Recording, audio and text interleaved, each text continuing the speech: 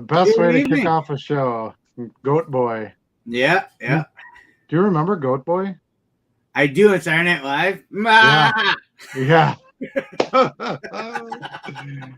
Oh shoot. Well, the goat is live and well, so that's good to see. And I see him mocking you over your shoulder there. Yeah. Stuart is back home safe and sound from the National. All right. Yep, right on, right on. Well, Yeah. welcome everyone. Thanks for joining us. Hope to get some really there he is. Hope to get some great chat tonight. I don't even know where to start. This last week has been just insanity. I'm gonna take my glasses off. I got quite a reflection going. But yeah, the National is always a unique experience. You never know what you're gonna find. You never know what you're gonna come away with. And I got a lot. I bought probably close to 8,000 cards. Oof. Yep. Basically filled one monster box and then about half of another. So maybe not quite 8,000, but a lot. Enough. There's a lot of cards. And I've been listing like crazy here. I got stacks and stacks and stacks of stuff I've been listing the past few days. And I listed a bunch while I was there, which turned out to be a good move. I sold quite a bit. I actually had Ethan stay the night on Sunday night, and him and I packed orders all day Monday till like 5 p.m. Had 246 orders. Wow. So, and then of course, while we were packing them, I was getting more. So it's, and some of them were sorted pretty easily because a lot of it was national stuff. So it was pretty easy to just pull and ship. And then other stuff was just normal things, pulling it out of inventory. But one thing it did make me realize is I got to spend some time this week really going through the inventory and reorganizing a bit now that I have even more.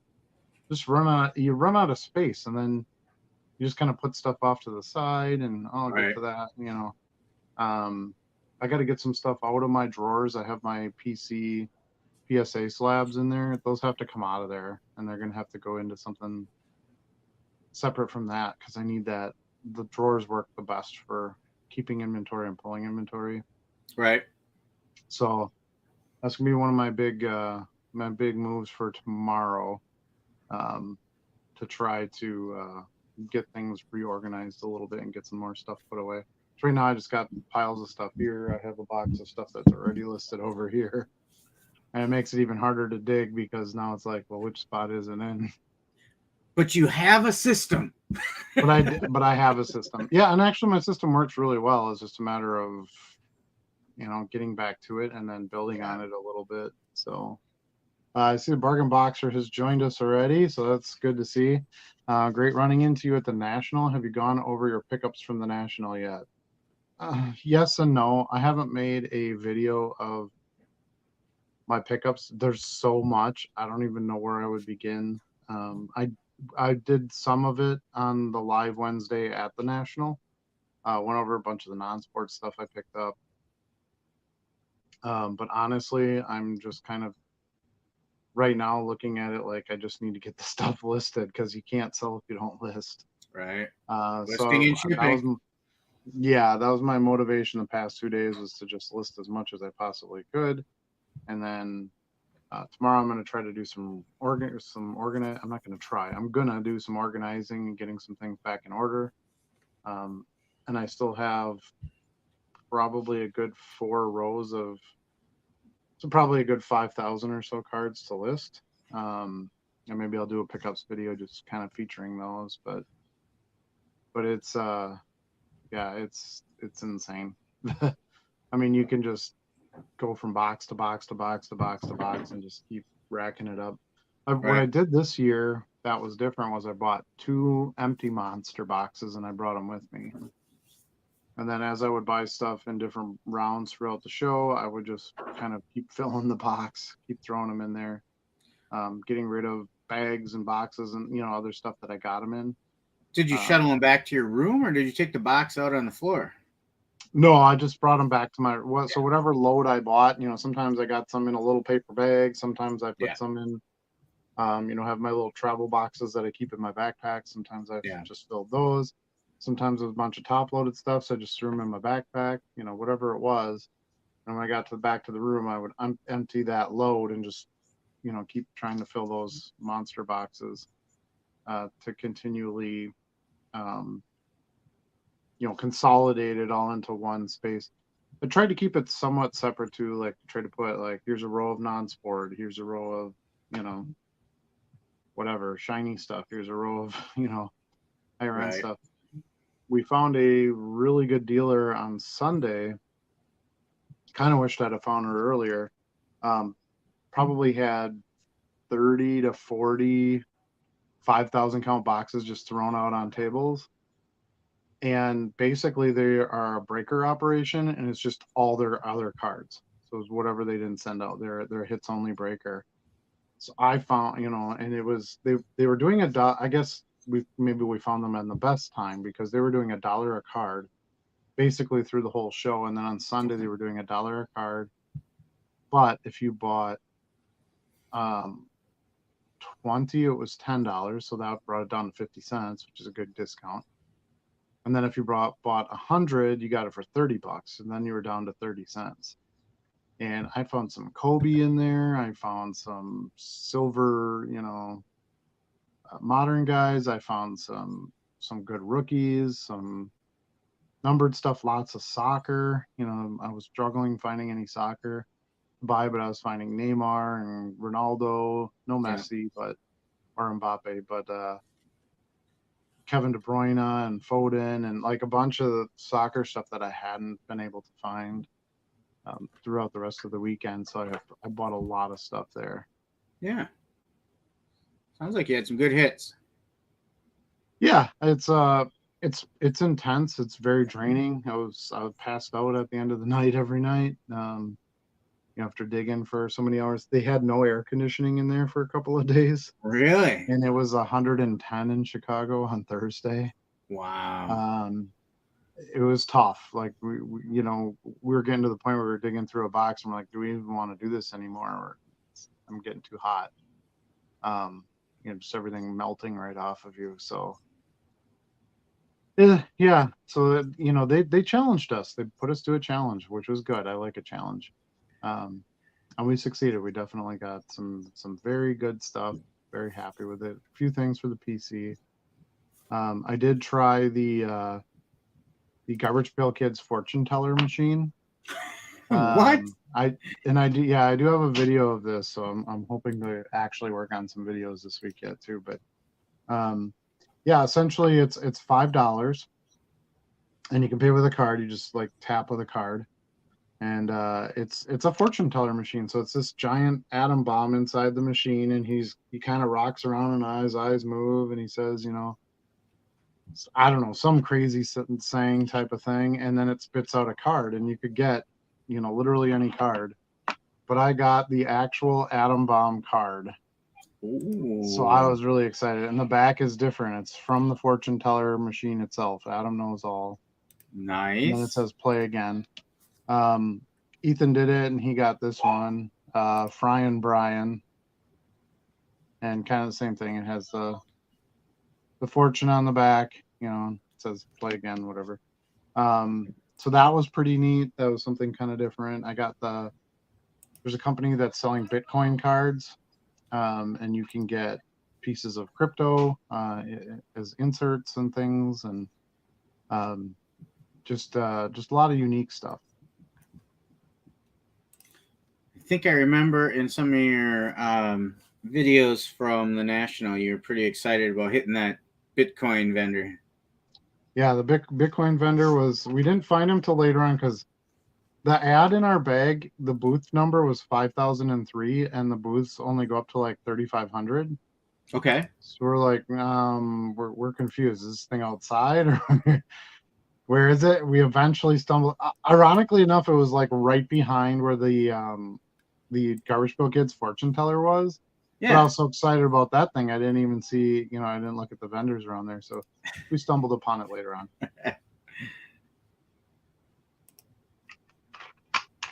Um, but yeah, it was a great time. We were there for all 5 days. There was a bunch of impromptu like trading nights in the hotel and things like that. I don't really do much of that, but it was just neat to see so many people involved. And there was just a ton of people there. This is the most people I'd ever seen at a show. Well, And it's I've so been to the big national. too, This was right? my seventh or eighth national. I don't really count stuff like that, but I want to say it was probably the eighth.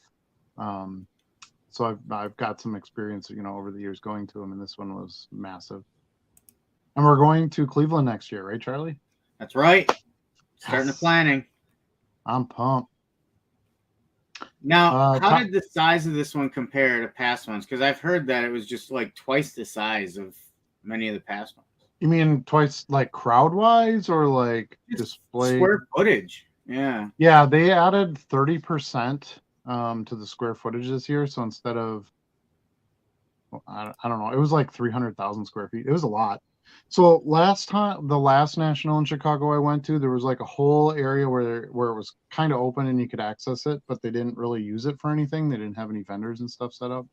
This time, everything had something set up. So you almost had like two main entrances because there was one for that side that wasn't really used before, and then one for the regular entrance. So it's absolutely immense. Even just trying to remember where things are and getting around and stuff. One thing I would say is I think the layout needs some work. They need to make it so that like there's a vendor area and then a dealer area. Maybe do like vintage dealers here and just kind of designate it a little bit. It's all split up. Yeah. It's like there's some corporate stuff here, and then there's some grading stuff over here, and then there's a little bit of breaker stuff here, and then there's upper deck is like randomly over here. I think that would maybe help with some of the confusion and people just running around trying to figure out what the heck they're doing. But I still think Chicago is by far the best place to have it because it's so accessible. All the hotels are attached. You just walk through a tunnel. Doesn't matter if it's raining out, if it's 100 degrees. Well, it did matter if it was 100 degrees out this time, but normally it doesn't. And yeah, so Cleveland's going to be interesting because there's no hotels attached. So we got to figure out where we're going to stay. I'm hoping hotel stuff starts popping up in the next couple of weeks and we can get something booked. But there's going to be either some walking distance or some Uber distance or whatever. Yeah, probably. And as a card show, it probably won't affect us too much. Even if you had a couple boxes of stuff, you could easily hop in an Uber with that stuff and get out of there. But I don't know. Convenience is definitely a factor, and that Hyatt breakfast every morning and that breakfast buffet is magnifique. $22 for a breakfast, but they have everything on there: eggs, bacon, omelets. There you go. Potatoes, fruit, desserts, everything you could want, and you just load up on that sucker in the morning, and you're good for the day. And then you can get one Giordano's pizza and you eat it for a week. That's basically nice. That's what we did, and it worked great. Yeah. So let's get to a little bit of the chat here. Tom says I've also really slacked listing this week because so much inventory coming in the mail. I need to put on my spreadsheets, which has taken up all my time this week, even without going to the national. Yeah, exactly. I have so much stuff to list because it's way more fun to buy than it is to sell. Yeah, that's true. But yeah, I'm hammering it out now. I did a few hundred the past couple days, so I'm gonna keep it going, hopefully. Let's see. Oh my man, we got all kinds of chat in here. We do. Let's see. I was pretty mad that not much of that stuff was separated by sport. Yeah, there was a lot of dealers this time. I think you're gonna hit the nail on the head. I think there was a lot of dealers this time that literally just had stuff thrown in boxes. They didn't even have a clue what was in it, which can play to your advantage too. I found some pretty nice pieces, and I like when they're mixed up because it forces me to look at cards I wouldn't normally look at. I bought my first F1 card, Charlie. Did you?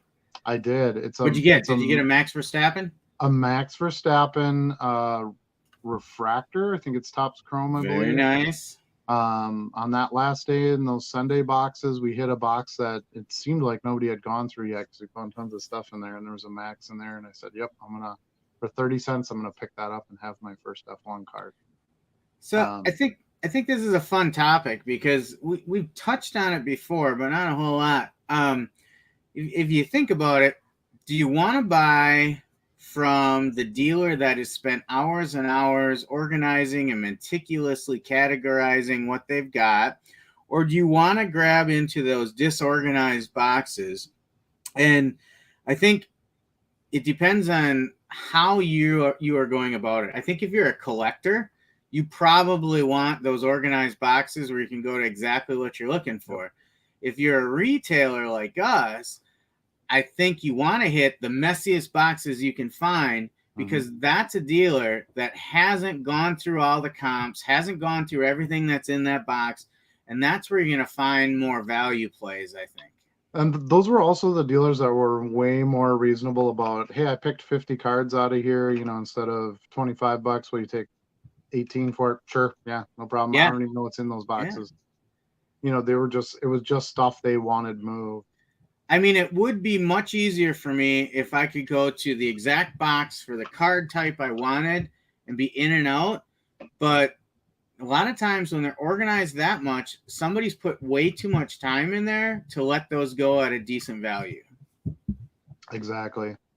Yeah. And, we have to make a bulk play. You can't go into any box and buy 2 or 3 cards generally. I mean, I found a couple where it was, man, this card's $20 and it's in the quarter box. I would have bought that on its own, but I'm still going to put the effort in to try to make some sort of a bulk. Yeah. It's just the best way to buy, and it's the easiest way to, get a chunk at a time and get the best deal. So it's just kind of a no-brainer to buy as many as you can, but right. I'm with you, Charlie. I like it when they're not sorted. I like it when cards are upside down and some are top loaded and some are sleeved and some aren't. Like that stuff's all hopefully they're in good condition. You don't want stuff all beat up, but outside of that, and there's a few dealers there. There's dealers that are there that have been there every year for every single national I've been to, and I know exactly where they are. They get set up in the same spot. And it's awesome because I just head there and I know what I'm doing. My dime dealer was the first one I went to on Wednesday, and he shocked me with like 20 to 25, 5,000 count non-sport boxes that he sorted nothing out of them. No inserts, there were no autos or anything like that, but tons of short print stuff and parallels, tons of My Little Pony, which is extremely difficult stuff to find. Just awesome promo cards, you name it. There was just tons of good stuff in there. So,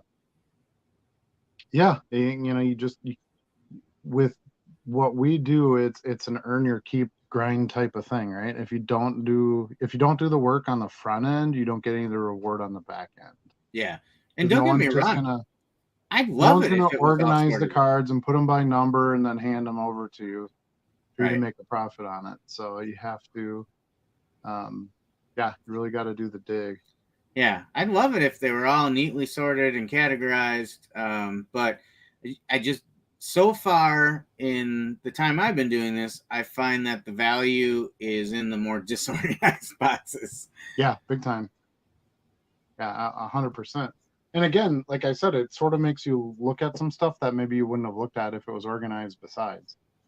So, I like just taking a big 4-row messy box and I literally go through every card. Just start making my piles. And then in my head, I start calculating, well, what kind of discount can I get on this? Okay, as the discount I feel goes up in my head, maybe I'll add some other cards. I was considering, but maybe didn't commit to until, I knew I had what I was gonna get. And that dime box dealer, we went back to him twice. We then went and dug football and football inserts for a couple hours, Probably went through 8 or 10 5,000 count boxes there. Found some really good stuff. And then we went to I really like the 90s cards. So he had some boxes on the other side that were 3 for $1, I think was what his price was, which of course I didn't pay that. But that was the posted price, and those were all top loaded, so some added value there. And it was a lot of just main 80s and 90s players, Elway, Montana, Rice, Dion, Barry, Bo, stuff like that. My wheelhouse type stuff. Yeah.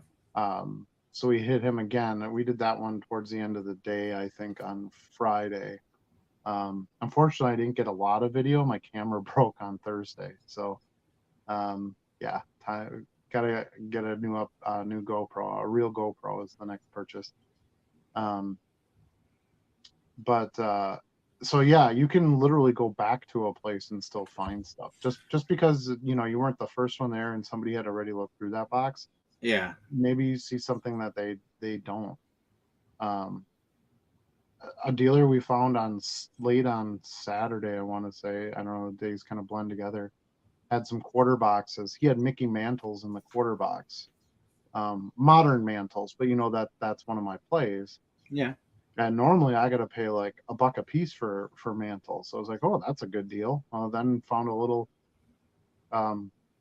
he had them sorted by player, which was kind of nice. So then I found a little section of Deion Sanders baseball, and he had like some SPs in there and stuff, like really nice stuff.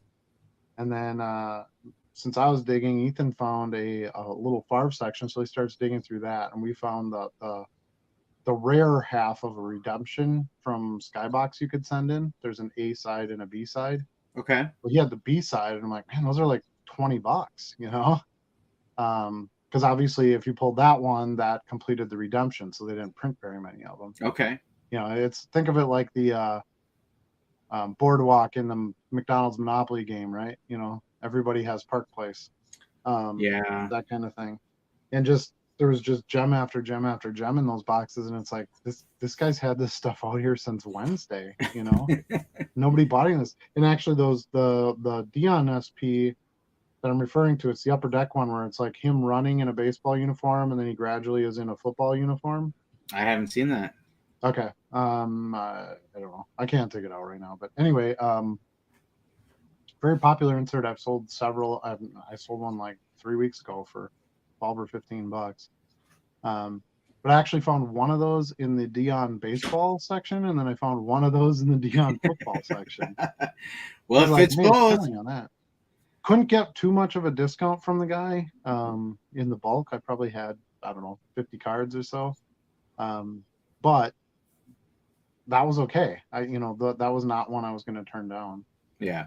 Bought from another non-sport guy. He was cool. He had like boxes made out of wood. So he like custom made boxes, put all the rows of cards in. But he had like a non-sport price list. So it was kind of annoying. Like you had to look down the price list, like Star Wars, 50 cents a card, Gremlins, 25 cents, but none of the stickers were pulled. Found a bunch of like Ninja Turtle rare inserts and stuff from some of the newer sets, and I just started stacking this stuff up. And he didn't give me a price I wanted to pay, and I said okay, and he wanted $60 for them. And I said nah, I'm at like 45 on it. And I started walking away, and he's like, okay, you put all this work into it, I don't want you to have to put them back. He's like, 45 is fine. So you really have to make your spot on what you want to pay and what you want to do with the cards in front of you, and kind of stick to it. So I think we had a question on the Bitcoin. Heard the AC went out. Yeah, it sure did. Bring Charlie to Cleveland. Yes, Charlie's going to drive. We're trying. Charlie doesn't know that yet, but he's bringing me to Cleveland because he's going to drive. So I got the question from my family last week when we were talking about it. Is this a family trip, or are you just going? Oh boy, I'm not touching that. That's up to you. We actually have friends that live not that far outside of Cleveland, so Bree and I Yeah. were kind of talking about it. She might go too, and then they would just kind of continue on and hang out with them. And Well, you um, let me know if that's the so we'll see. case, because Yeah, right now I'm telling him it's not an enjoyable family vacation if you're going to sit in the hotel room while I'm spending 8 hours pouring through boxes of, per, you know, yeah, 10-cent pretty cards. much. Yeah, if they're intending to go to the show, yeah, I would say it's not going to be for Yeah. them.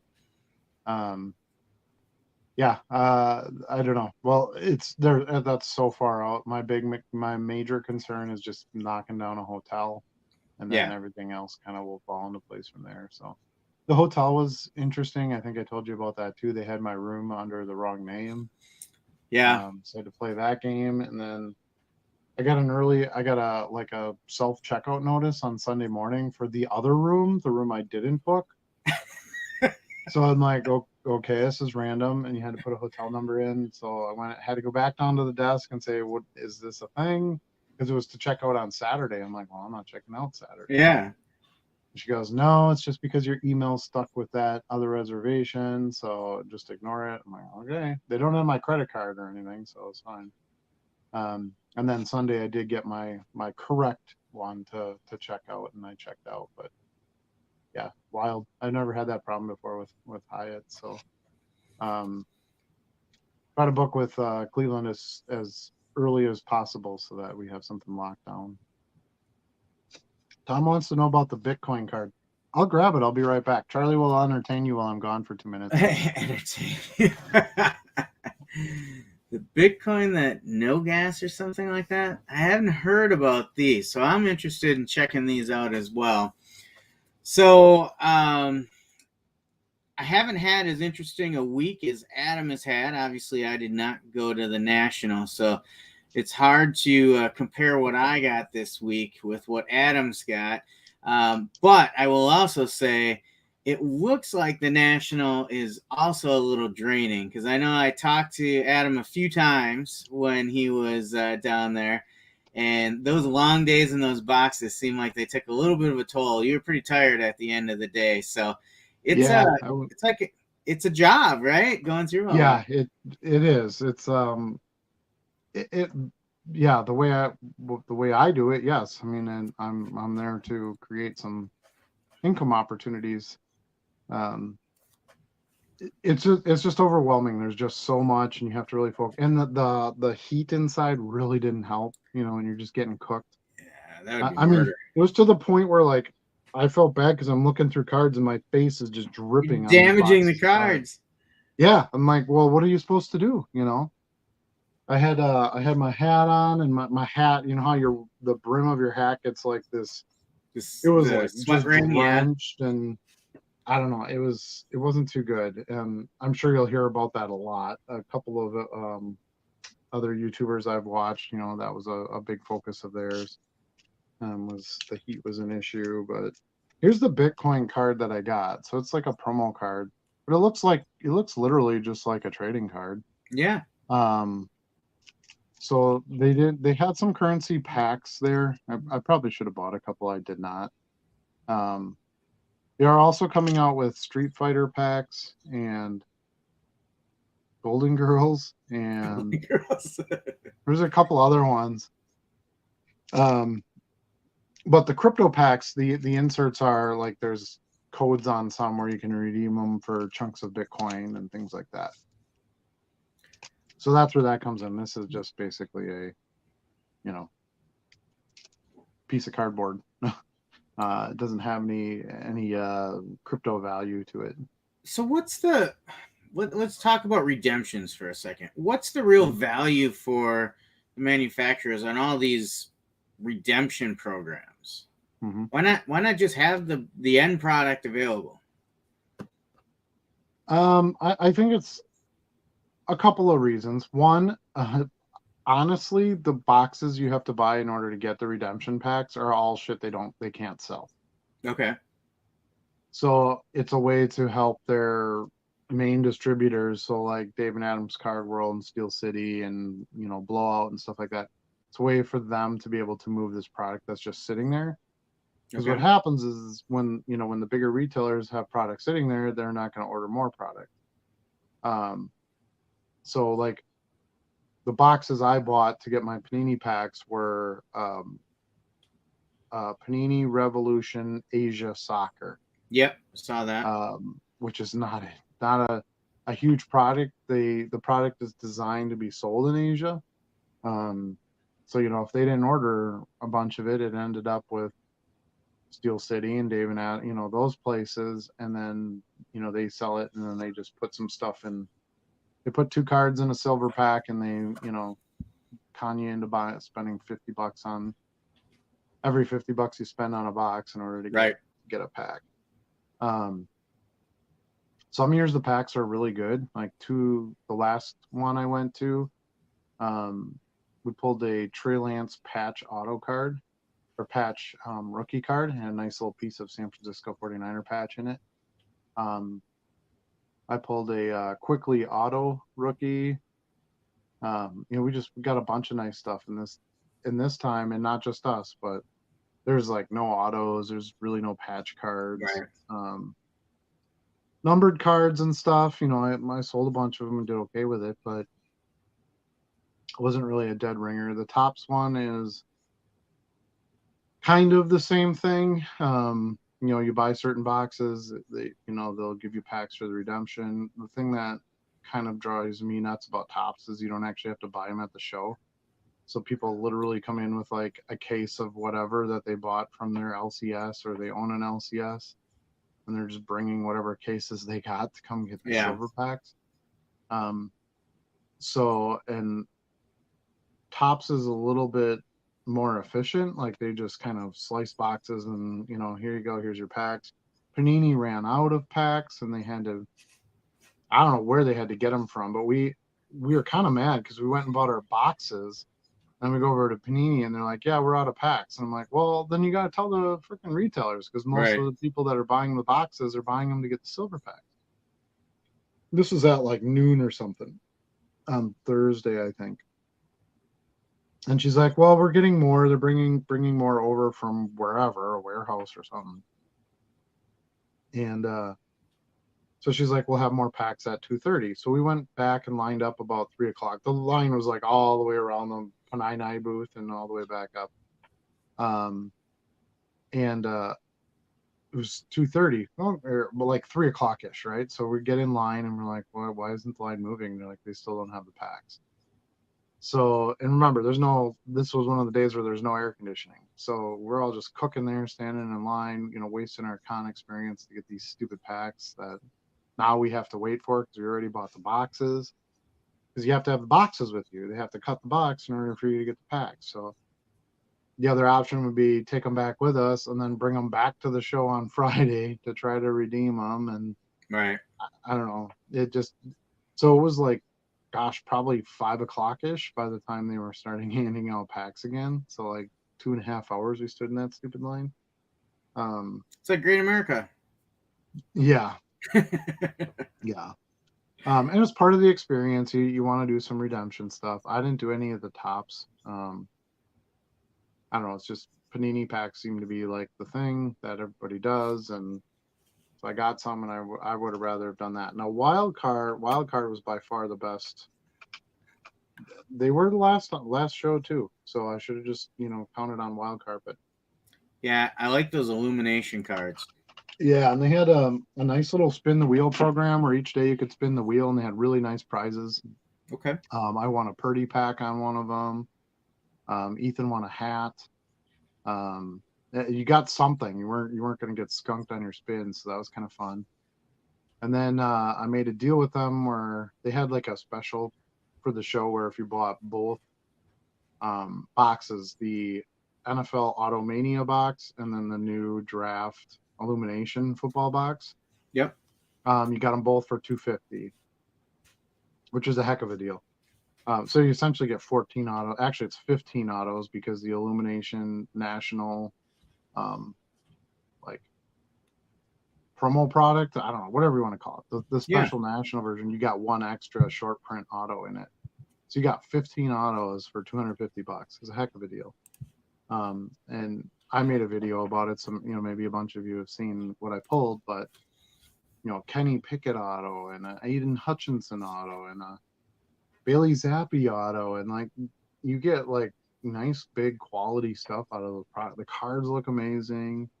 They do such a great job with the products. A lot of serial numbered stuff.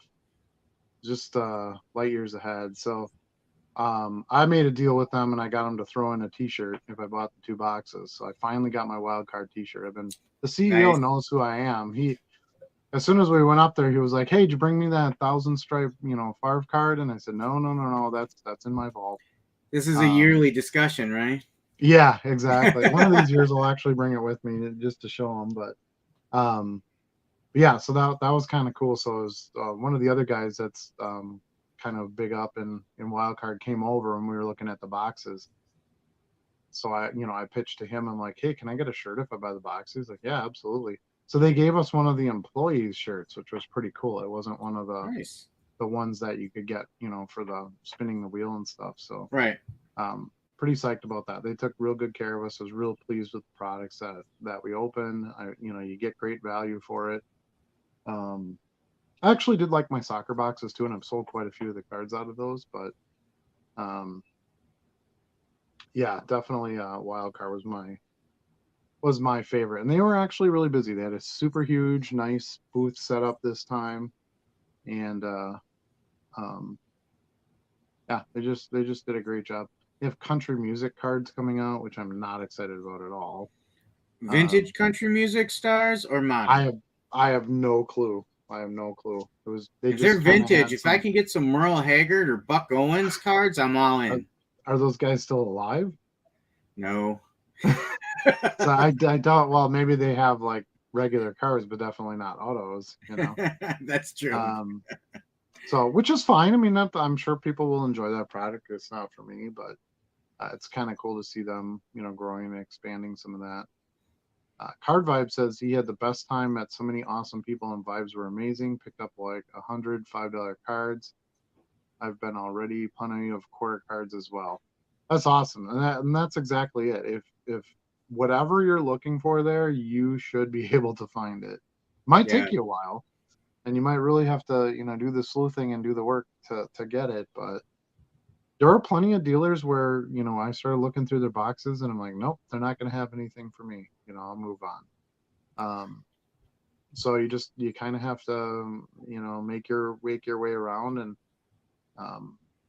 one thing that was really interesting this year, and it could change the way the Nationals done in the future, is Wednesday was pretty busy for a preview night. It was busier than any other preview night I had been to. Okay. Thursday was the busiest day of the show. It was jam-packed. Friday was okay. Saturday was okay. Sunday was pretty much dead, which is fairly normal. But it's like, usually you would think Saturday would be the busiest day, but I think what people do is even if they buy the VIP, they go for those first few days to because they want first shot at getting what they're looking for, and then they're done. Might also have been the heat. I talked to a couple of collectors and a couple of dealers that people were just struggling with the heat, and they said, I'm not coming back tomorrow. I'm done. I'm going to get the few pieces that I need today, and then I'm out of here. I asked Stuart about the heat, and he said, yeah, Stuart's absolutely right. I did take a piece of video where it's like Stuart vision, so it's like Stuart walking. We'll see if I can edit that into something, but I just video time is just not existent right now. Yeah. So Tom said thanks to everyone being at the NSCC. Found some nice steals on the eBay. So appreciate y'all giving us cheapos a weekend without much competition. Yeah. I really thought like my store would be totally dead over the weekend, and I was completely wrong. That was probably some of the most sales I've ever had in a week. And I had a vacation mode on. I had my shipping was going to take 5 days instead of a day, and I thought that would just totally kill sales, and I was not correct. I expected some of the national stuff I was listing, like the VFriend stuff and things like that.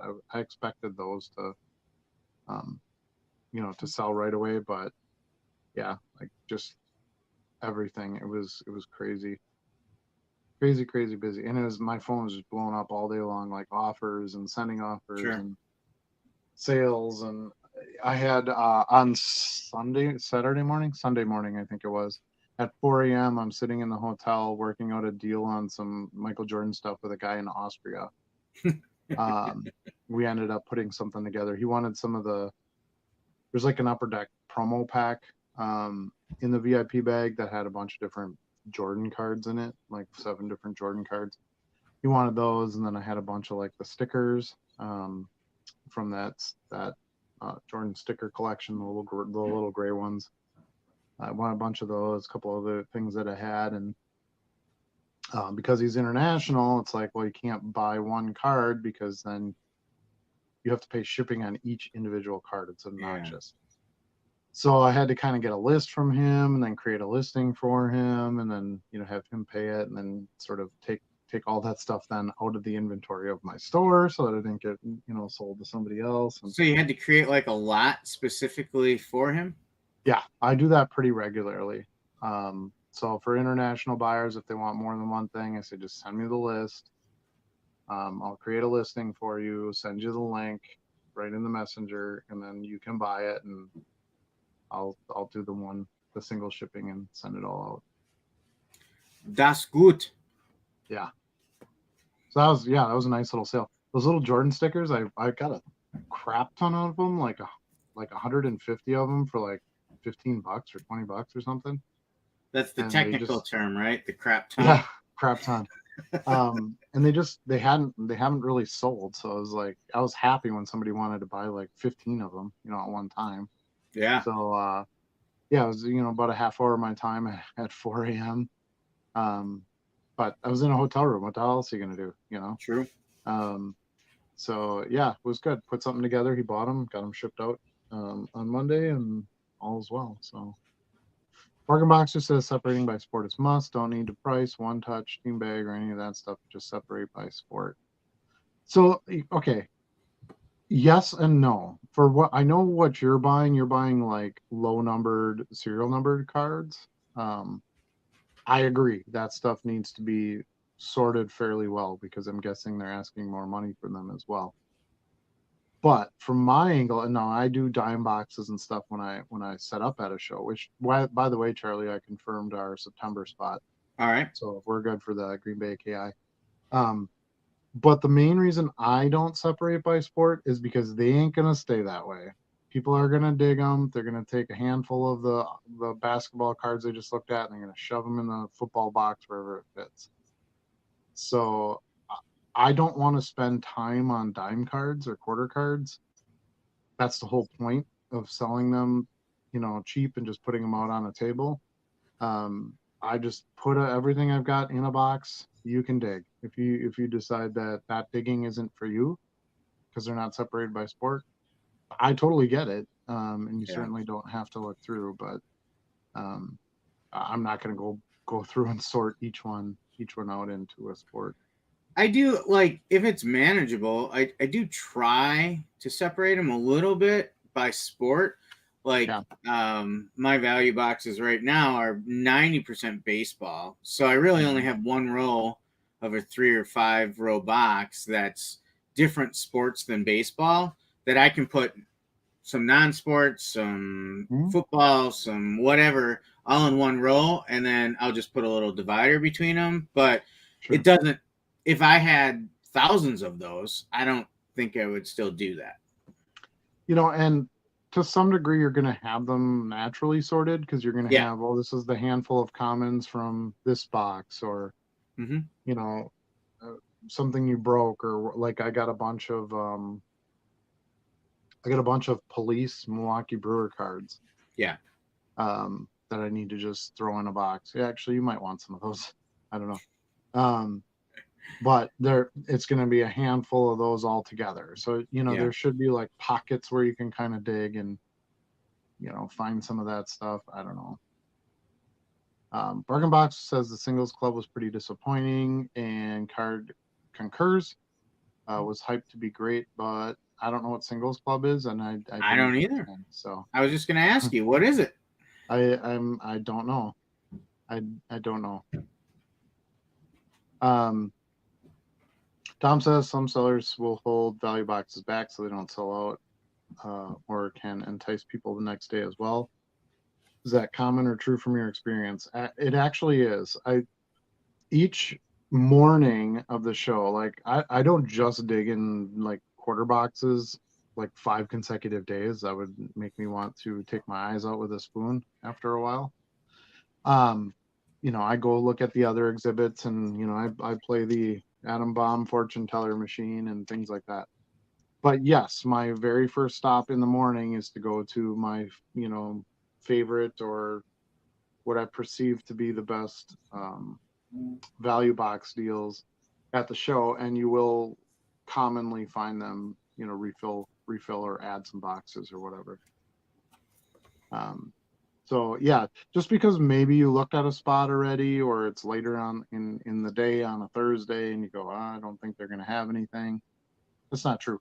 Plus, what you're buying may not be the same as somebody else. So even if there's value in it, it might not be what they're buying. Like, I could go through a whole row of hockey and I'd barely know any of the cards, unless it's Gretzky staring me in the face. I'll probably pass on a bunch of that, and it would be just like the non-sport. A lot of people don't look at non-sport, which is great. They don't know it. Yeah. Yeah, it's great for me. The National is perfect for non-sport stuff.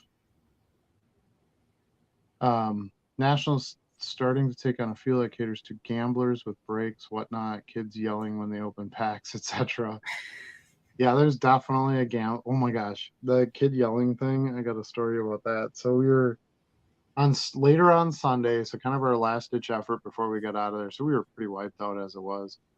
They had 2 kids on a stage with a microphone. I don't even know where they were. We couldn't see them. We could only hear them, but it was, yeah, let's get the big one.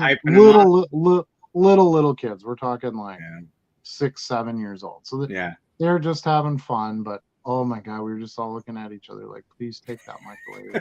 Because you're all exhausted by that point. Oh, let's go. We want some color. Let's see some color. And they just they knew all the jargon. They had watched all the sports investor video crap, and so they were trying to pump it up, but like it was like a half hour of that. It was not good. Not good at all. Yeah, there's definitely that aspect to it. I spent no time at Whatnot. I spent no time at the Breaker pavilions. I didn't do any of that stuff. Did you hear anybody say, "Oh my gosh, I'm shaking"? No. It is kind of entertaining to watch some of the people break. Because they try to make a big deal out of stuff that kind of sucks. It's not really a big deal. Yeah, and it's I don't know. But that's gambling though, right? You gotta sort of pump it up and, oh my gosh, you gotta win, just buy one more box, maybe you'll get the big win, It's like when I play the penny slots. Ooh, I won $2 on that spin. Ooh, right, exactly. Big win. Yeah. So yeah, you won your dollar back, Yeah. So yeah, that is a part of the hobby. So my take on breaking is I love breaking. I don't want anything to do with breaking myself. But whatever gets the packs open allows things to land into the value boxes, which is where I get my cheese from. Yeah. It's a feeder system. Correct. So as a matter of fact, that person that I bought from on Sunday, they are breakers, and it was just all their stuff that they don't ship out. So that was a gold mine. I mean, maybe I'll grab a handful of stuff and show some stuff later. From that buy. It's a couple monster boxes down I gotta dig, but I mean, just like Kobe stuff, and just color, and Justin Fields silvers, and like just crazy stuff that you shouldn't be able to get for a quarter. Yeah, if we're talking breaking though, I gotta say my favorite is Breakin' 2 Electric Boogaloo. Yeah. You're a funny guy. It's like me telling my dad. I was telling dad jokes to Luna had a friend over for a little while last night. Yeah. And it's kind of funny because her mom called us, and I'm like, it's like 7 o'clock at night. Why the hell is she sending her kid over here at 7 o'clock at night? Yeah. Well, she was driving her nuts because earlier this summer she broke her tablet. And so her mom's like, well, tablets are expensive. I'm not just going to go buy you one. So she's been driving her insane ever since because she doesn't, have the device. So anyway, so this friend was over and they were playing, and I was playing some games and stuff with them. And then Luna ended up bringing my dad joke book. Yeah. And I started reading. I was reading them to her friend, and she totally didn't get any of them, And she's like, "These are stupid. Are these just dad jokes or what?" And I'm like, "Yeah, that's exactly right. what they are." So fresh from the database. yeah, they totally worked. Like they hit the nail on the head. And of course, I'm reading them and I'm laughing, and she's like, "You're an idiot," and she's not wrong. So, Card Vibe said he felt like some dealers held some cards back, but most put them all out and then just sold. Yeah, Sunday was that was your sort of your chance on Sunday, was to be able to do cleanup. Dealers that didn't want to go home with some stuff. I did buy out of a like refractor numbered random value box, 10-cent box. Wasn't anything great in it, and they didn't really want to give a deal. And I'm like, it's Sunday. You want to take all this crap with you? Right. So it's not true with every dealer, but I always look at it like, making the deals part of the fun for me. I think it intimidates a lot of people, but I love that part. So I have no qualms at all about going up and saying, "Hey, can I take the whole box for $20?" You have to kind of read the dealer a little bit. You got to read what cards are in it. You even have to be careful about buying the whole box because there could be tons of junk in there.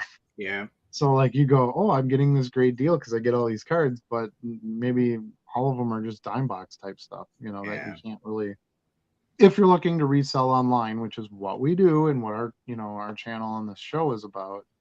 I still think it's, to me, the beauty of card shows, and especially the National, is I can go through and hand pick all the cards I want to sell.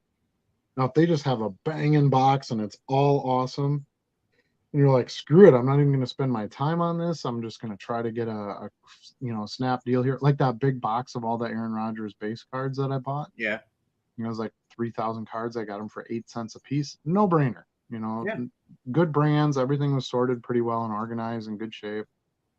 So there are definitely opportunities where that can come into play, but I would still want to look somewhat through a box before I just go, "Hey, I'll give you $50 for this box." Sure. Spot check some things. Yeah. Some dealers do hold boxes back and put them out as they sell, but once you leave a table, you may not hit that table for another couple days. Cleveland will be different because it's all in one room. Yeah, so it's an interesting point. He's right. The Cleveland show is a lot smaller. It's going to be about a third of the size. And instead of like these wings of areas, it's just this huge giant room. So it might make it easier in a lot of ways because you can just kind of work your aisles and be good to go. But yeah, it's going to be interesting to see how they kind of cram all that in there now, because it hasn't been in Cleveland in a few years.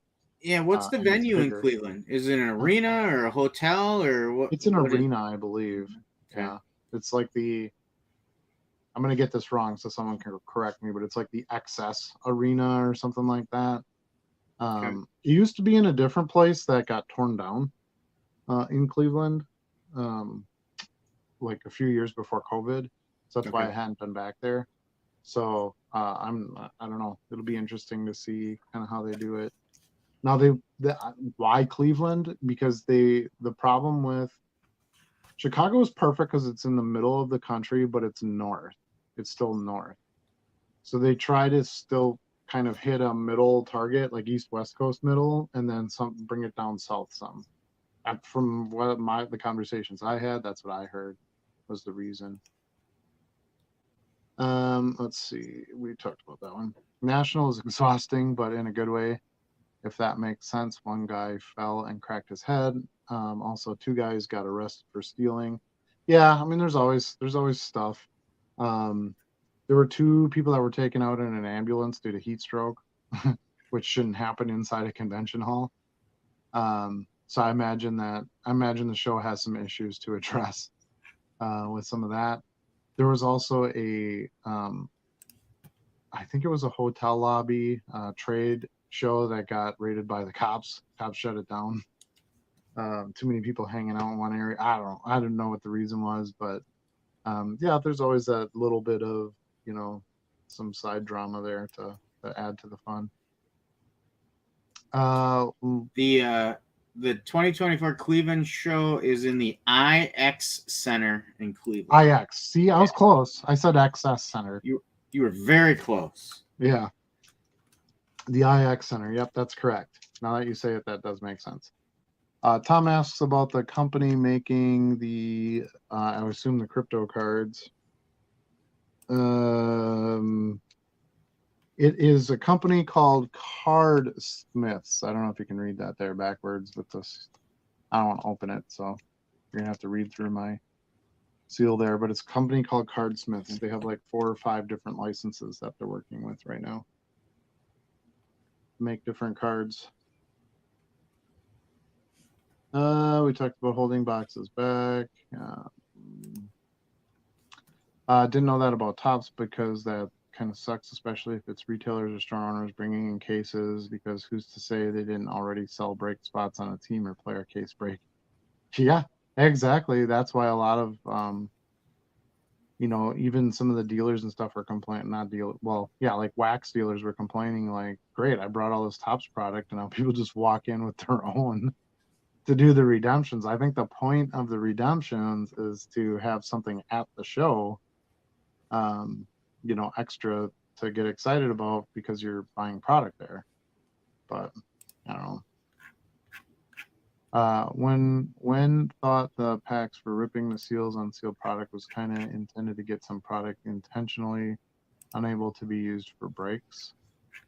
Yeah, I don't know. I don't know exactly what their motivations are. I mean, I try to get a few redemption packs, each year I go, but I'm just not a wax guy. I'm not a, new product. I do it more for the fun of it than I do anything else. But honestly, it's kind of a pain in the butt because you got to buy products you don't necessarily want. I was happy they at least had some soccer product this year that I liked, but then you got to stand in line to get the packs, and then you can open a pack and get 2 base cards in it. So it's, you spent $50 and you might get $5 worth of cards in your silver pack. So I don't know, not really the greatest, greatest deal by any means. Tom liked the auto boxes video I recorded. I need to find the Damar Hamlin American flag background auto for my Bills PC. Yeah, the Damar Hamlin autos are pretty cool. They had one in the case. I didn't pull one, of course, but don't sleep on the wild card products. They're pretty sweet. I've sold some nice cards out of there. They're not as negatively looked upon now that players have their own rights to license their own products anyway. You've got players like Bryce Young. Let's say he's got an exclusive signing deal with Topps, and so none of his autos will be in Panini products. Well, you can go to the player license stuff and you can get his autos there. Like Wildcard has autographs. So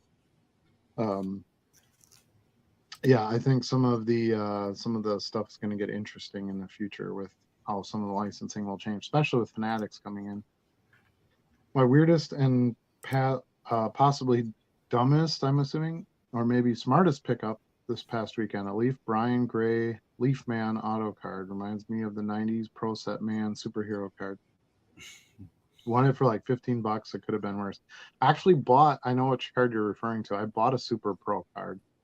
My dime box dealer usually has a couple Super Pro cards hidden in the boxes somewhere from collections he bought. So I managed to score another one. I love that card. And they do sell well too. But yeah, superhero stuff is cool. On Sunday in that the breaker boxes, I found a really cool Dwight Howard. It's like a parallel or an insert card of him in like a Superman suit, and he's like flying through the sky.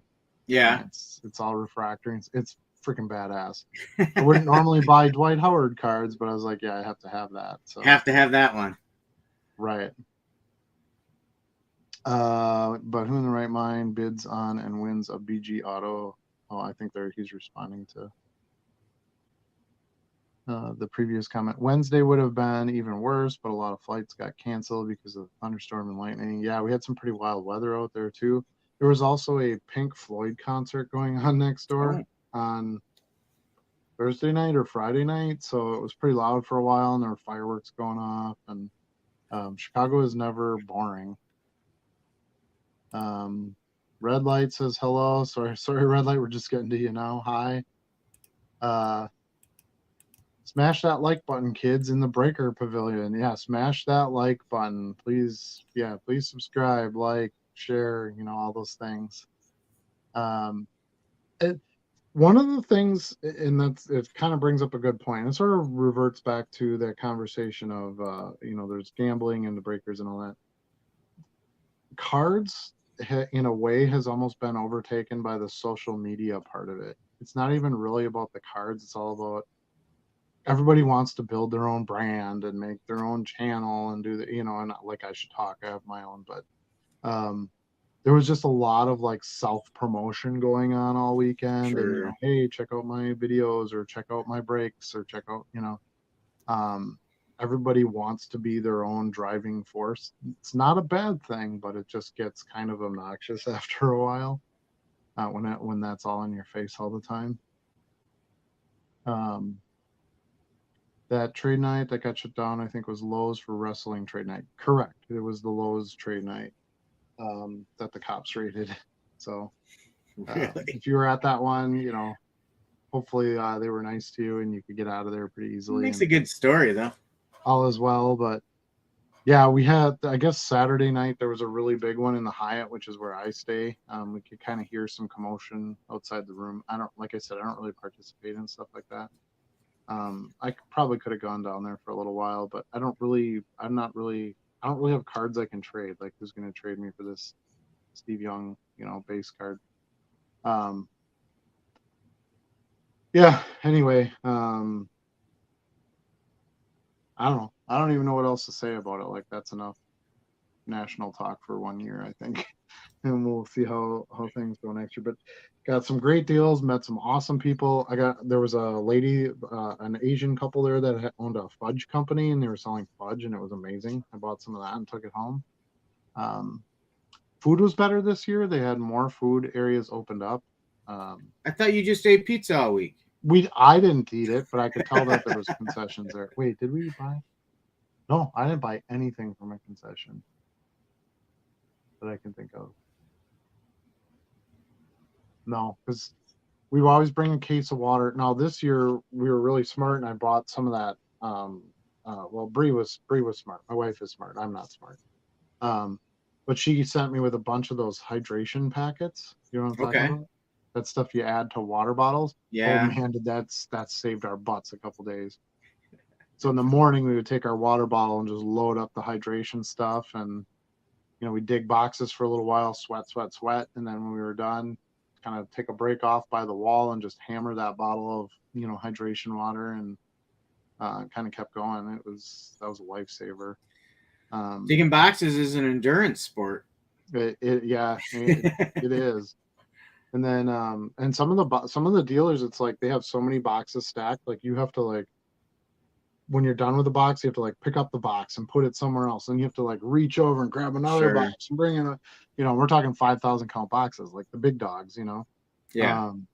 So there's a lot of physical nature to it, a lot of standing, a lot of reaching, all that kind of thing. But yeah, so I brought a case of Rise with me. I survive on Mountain Dew Rise. And we killed most of that through the week. We bought our one Giordano's pizza for $40, and that was our dinner for 4 nights, whatever.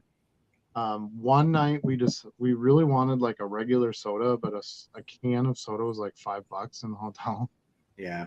So we're like, hey, instead of doing that, let's just go to dinner earlier in the hotel. Like, they have like a sports bar kind of thing in there. Sure. And then we can drink as much soda as we want for like nothing, and get something to eat. So that's what we did. So, for $18, we got the burger and the fries and like 5 glasses of soda each. instead of paying $5 per can. So there you go.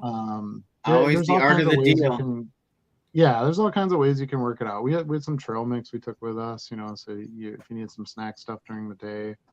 But yeah, you really don't want to. I mean, even just trying to find tables, any of that stuff is just a huge pain inside the convention center. But I will say that this year it seemed a lot better than it had in years past. They had a lot more of the concession stands actually open. The beer stand was open like right away at 10 a.m. when it was legally allowed. And there were people at the beer stand right away at 10 getting beer. Yeah, so I heard more about the fudge being sold than cards from YouTubers. Ha ha ha. Well, you can add me to that list because the fudge was amazing. The peanut butter, chocolate peanut butter whiskey fudge, that was one of the best things I'd ever had. Yeah, it was so good. So good. Pro tip from a non-pro: bring one of those collapsible round stools that pushes down flat like a frisbee if value boxing it all day. Yeah, I mean that wouldn't be a bad idea. I try to carry as little as possible with me because that can be a pain too. Most of the dealers of dollar boxes, they have chairs. They actually bring their own chairs with them, and they'll kind of throw them out there for you. I noticed that too with like bags and boxes in the past. It was kind of like you had to find a place to put all the cards once you bought them. Mm-hmm. The dealers were much better this year. They either had some kind of bags or they had like empty, like regular card boxes that you kind of, I'll fill this thing up and it'll be $20. There was a lot of that. So I didn't struggle at all, being able to haul stuff in and out of there. But being a connected hotel is nice too. There was plenty of times where it was like, man, we got to take a break from the heat. Let's go back and drop some stuff off and, reload our water bottles and come back. That's not really going to be a thing in Cleveland. So, the venue matters when it's stuff like that too, but hopefully Cleveland won't have an air conditioning issue. So hopefully. Yeah, hopefully. I know there was one of the buzzes on Wednesday was the one after. So it goes Cleveland and then Chicago again, and then they're gonna announce the next one after that, and I guess Atlantic City put it on their website, so everybody's like, "Oh, it's Atlantic City," and it's not true. That was done in error. They haven't actually announced where the next one is yet. The committee met on like Thursday because it's a voting pool from the dealers, from the vendors. So they had them all vote, and then I guess they'll kind of tally that up. They had a meeting, and different city officials could kind of pitch, the show coming to their town, and kind of like an Olympics bribe. Right? Yeah. Not Green Bay. It's not coming. No. So Chicago will never be out of the mix. It will always. It's a great location. Huh? It's a great central location. Yeah, it will always be in Chicago. I mean, the general practice has been every other year Chicago because it's just that good. Cost is pretty good. The airport's right there. The hotels are fairly affordable for what's going on, and centrally located. Weather's decent, stuff like that. Other good things to do in the city. Yeah, Chicago has plenty to offer.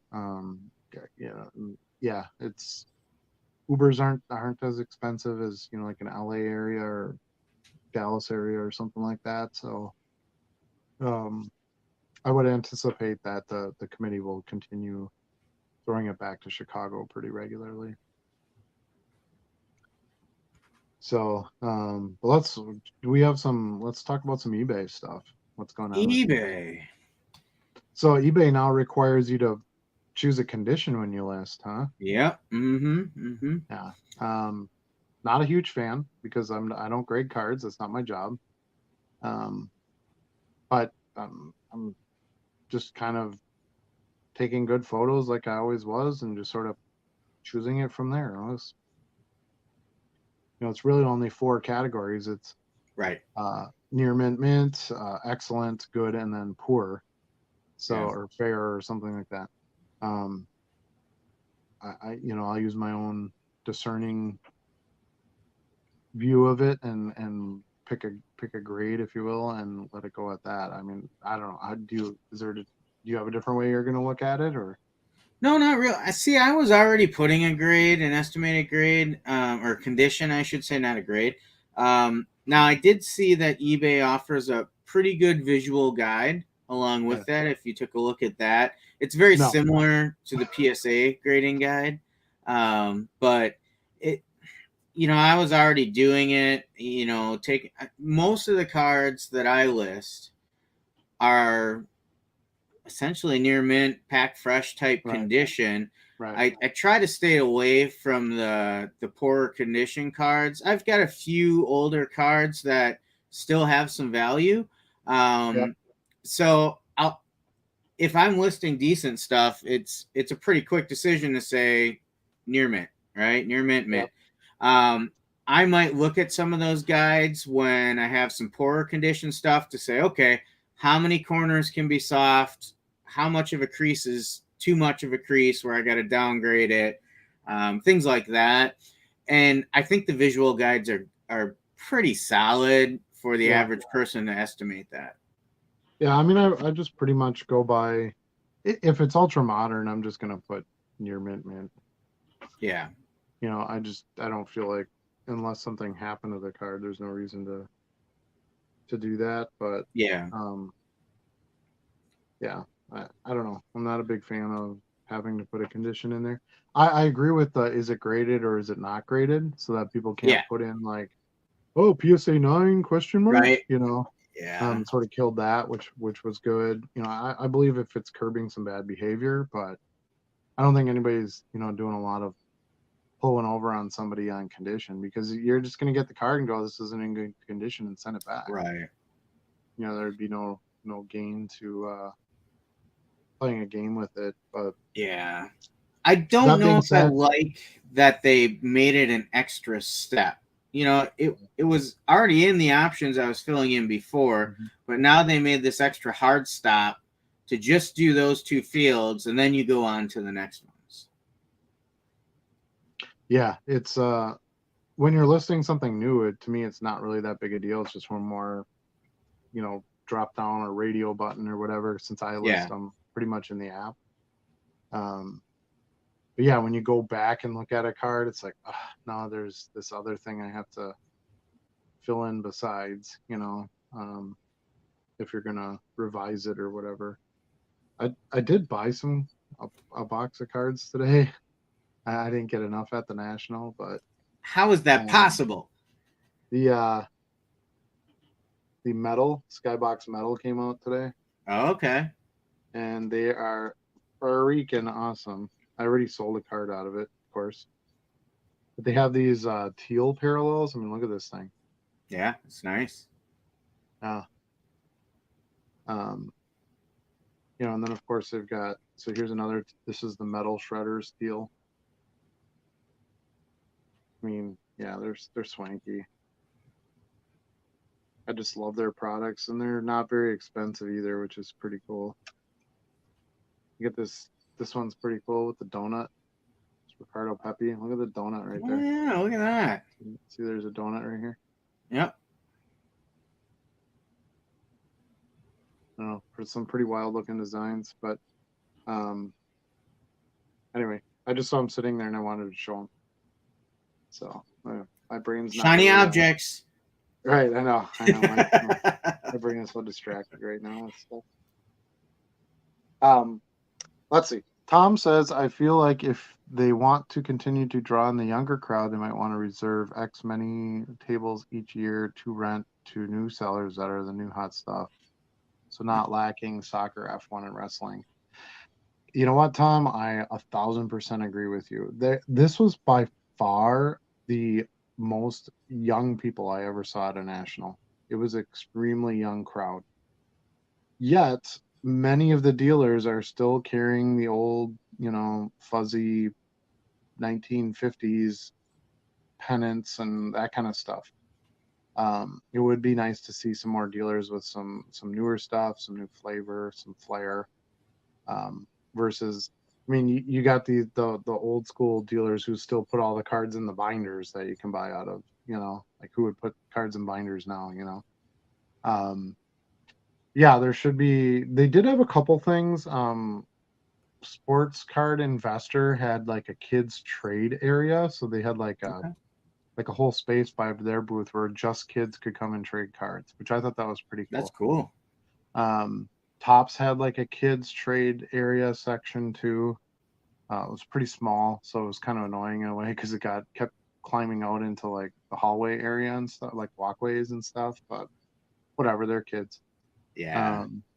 And I think Whatnot did like a couple kids break things. So yeah, I would suspect we'll see some more of that, grow as time goes on. Um, let's see. To be honest, haven't listed a card, anything but Gem Mint Pack Fresh so far. Yeah, that's most people are just opening stuff and then listing. No complaints yet because state clearly to check picks in description, but already missed only the two options, graded or non-graded. Yeah, coming from a rookie seller, what does that say? Not exactly sure what he's trying to say. No complaints yet because clearly to check picks in description. Oh, I see what you're saying. Because in your description, you say clearly look at the pictures, so Yeah. that to kind of define the condition. Um, but it's fine. I mean, I don't think there's a problem with having that in there. But yeah, you're gonna have to choose an actual like, excellent, poor, whatever when you Yeah. list stuff going forward. You're not gonna get a choice. They literally don't let you list the item without filling in that field. Um, Here's a question. If filling out details on your computer, do you all have the annoying scroll down issue when trying to click on your choice in the drop down, or is it me and my computer issue? I don't list anything on my computer, so I do not have that issue. But I think, Yeah. Charlie, you do, don't, right? No, all my listings I do on my phone because that's where my pictures and my cards are. Yeah. I find listing on a phone is like 1,000% easier and faster, so I just do it on there. The eBay app's pretty good. How about limiting breakers in corporate areas instead of dealers? That would be awesome. Yeah, I concur. I want 16 million dealers that have value boxes. That's the show I want. So maybe one that's got some slabs or some wax, fine. But the rest of them, I want all dig boxes, and too bad for everybody else.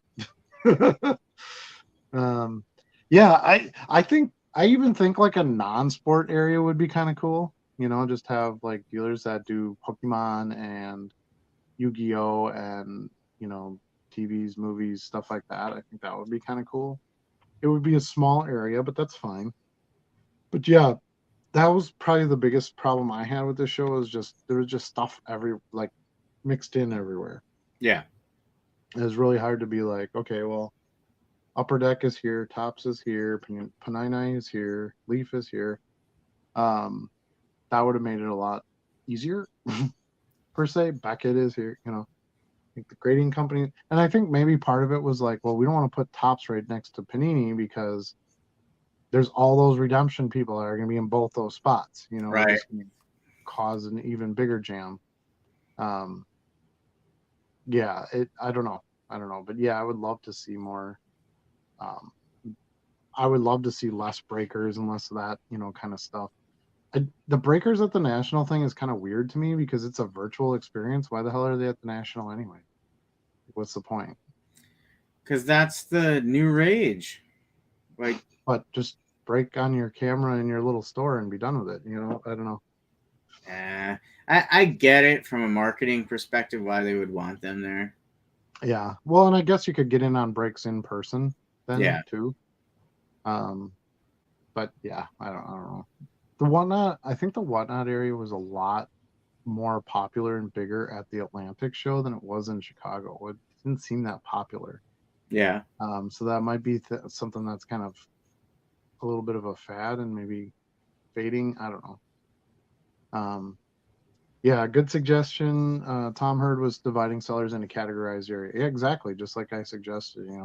Have like a little non-sport area, and then have like a vintage area, and then have a um, value box, have a high end, have a I don't know exactly how you'd split it up, but yeah, it would be kind of nice to, because I would love to just go to the value box area and then like all the dealers are right there, and I can just go table to table and dig and not have to try to find everything. Right. Breakers could have their own con, like BreakerCon, then wouldn't need as many at the NSCC. That might be coming. I don't know. I don't know if the breaker culture is growing or if it's receding. I thought I saw less breakers this time, with the market going down and all that. I thought I saw a lot less breakers this time than last time. It's because there weren't enough cameras to go around for the new requirements. Yeah. That I don't know, maybe, but the people who buy into breaks are generally gamblers, so that generally doesn't change. If there's less gamblers, there's going to be less breakers. If there's more gamblers, there'll be more breaking. That's kind of what drives that spot. But it gets the cards open, and that's all I care about. Got to get the cards into circulation so I can pick them up in the value boxes. Brand awareness is why they're there. I know. I know. Charlie said it, and I get it. I get that part, but the actual like active breaking, it doesn't really like. There's really no reason to do that in person. It's kind of weird. Like watching, like you're literally like watching someone at a desk just looking in their phone, like opening like it's bizarre. It's a weird... Yes, but you have their reaction that you get to be a part of. Yeah, I'm not interested. I mean, in a sense, it's like the difference between watching a football game on TV and being there in person. Not to that extent. I get it. Yeah. But I think it's along the same line of thinking. But I know I walked through there a couple times where there's these, the breakers are kind of set up into different like cubicles, if you will. I don't know how better to put it. Like they have two tables and they have like a breaker mat and a camera, and that's about it. I can't tell you how many times I walked through there and it was like mostly empty. Like nobody was there breaking. So I mean, backyard breaks they were breaking a lot. Mojo Breaks. Was Mojo Breaks there? Mojo Breaks was there. Yeah. Lots of them had like free cards just strewn about the tables. Like this is the stuff that we don't send out. So a lot of kids were having fun because they were grabbing some cards. Yeah. I'm not against the breakers or the breakers being there or whatever. It's not, to me, it's not the greatest use of the space because you can't really do anything with it. Like I don't know. You just want more tables with more value boxes. Duh. Yeah. What does Stuart think? Stuart says, yeah, see, Stuart wants more value boxes too. He knows what's up. We all want more value boxes. We all want more value boxes. Yeah, MD says like a sporting event. Yeah, I would still prefer to watch the sporting event from home. Thank you very much. Although, Charlie, I am going to family night at Lambeau on Sunday. Are you? I'm going the week after for the Patriots game. Huh? I'm going for the Patriots game. Oh, Patriots. Yeah. That's preseason, right? Yep. Preseason? Yep. Yeah. Yep. So we got some family night tickets. Luna's never been to what she calls Packerland. Yes. So we're gonna take her and see what she thinks of that. Actually, took the boys to watch practice with the Railbirds last week, and it was hot as heck. Yeah, that's I don't even know if we'll stay for the whole thing, but that's the great part about family night. It doesn't really matter. There's fireworks, and you get to see linemen try to kick field goals, and it's different, at least that way. Jordan Love will actually participate because he's new, so yeah. Well, we'll actually see him out there. So I don't know. It'll be fun. I'll buy a $20 hot dog and complain about that, and then it'll be fine. That's a sign we're getting old when we start complaining about things that are actually fun. Yeah, yeah, oh yeah. I do it. Yeah, I do a lot of that. Corporate breakers paying way more to be there, so show wants them over dealers. Well, I guess Sure. yeah, that makes Yeah. sense. Pay more for their spot. Yeah, I mean, I'm not involved in like the show finance angle of it, so whatever, they do what they got to do. I'm just telling you, I want more dealers with value boxes. So, watching a sporting event, TV versus in person, no way. Heck yeah, I'm a TV guy. I got nice TVs. I've got comfy shoes and an assortment of snacks. I'm good to go. I don't need to be there in person. That's where I'm But at now again, most that's of the kind time, of too. that's more my old side. I mean, I went to tons of concerts. I went to tons of sporting events. No, I think is an exception. I went to that um, Manchester City and Bayern Munich game because I will never get to see them uh, in person ever again. And I played soccer, and watching that sport in person is totally different than TV. Excuse me, than TV at that level. So I get it. I get it. I get why people want to see it in person. There's a I different don't know that I would feel from a consider. crowd. I don't know that I would consider opening packs a sport or something you need to witness in person. I don't think that's the correct comparison, but I get what you're saying. Now, if I was a person who participated in breaks, I would be like, this is cool. I can actually see the break in person. I could pick up my cards right away. That might be a little, the instant gratification portion of it might be something that would be appealing. Um, but anyway, the National is actually a nonprofit, while the management group they hire isn't. I can't make it make sense, so I'm clueless on that side. I think that's actually correct. So the people that have been running it for like ever, um, basically just manage, the structure of the event, and then they hire a management company to do all the stuff, like book the venues and set up, the union members for setups, and I'll do all like the work type stuff. That's correct. And they're actually changing management companies, I think, for Cleveland. Cleveland will be their first show, so it'll be interesting to see what they do different. Tom says Premier League starts out in a week. You got that right. So there's a little bit of like friendlies, preseason-y type stuff going on right now. And then I think you might be right on the head. I think it's a week from today the first Premier League matches start. So excited for that. Go Man City. Right, Charlie? Sure.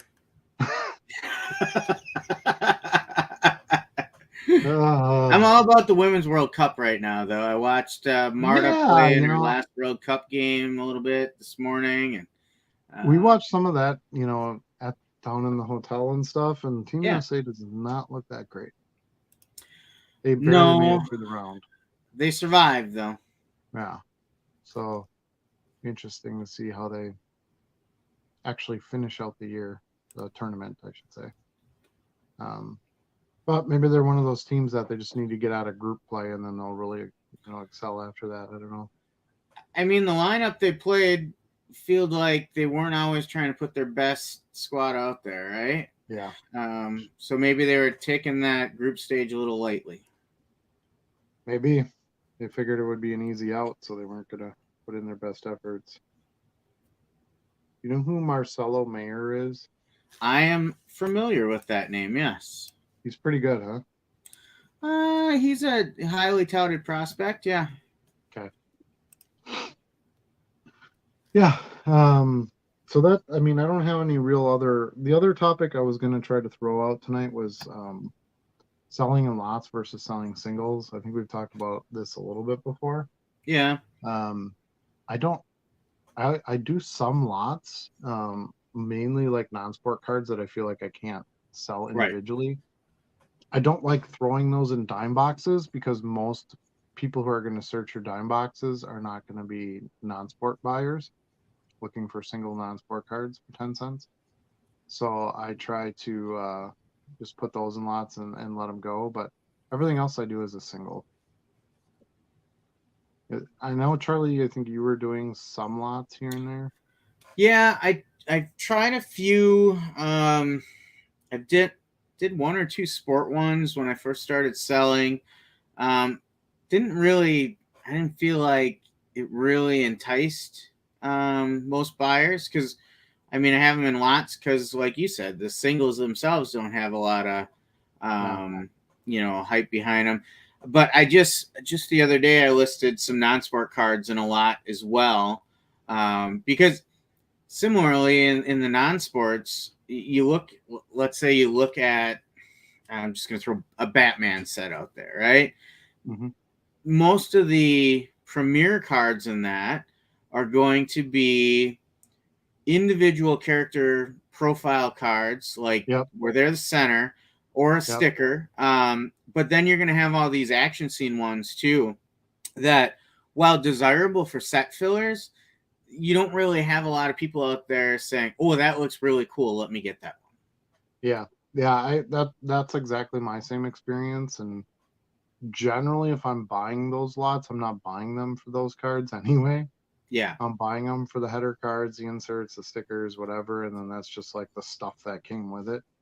So I'd rather just move those on and free up that space right away. But yeah, I haven't done, I know some people really like to do player lots. Like, oh, I'll get a bunch of, you know, low end base Brady stuff together and I'll put, a 20 card lot out there for $15 or something like that. And I just haven't done that.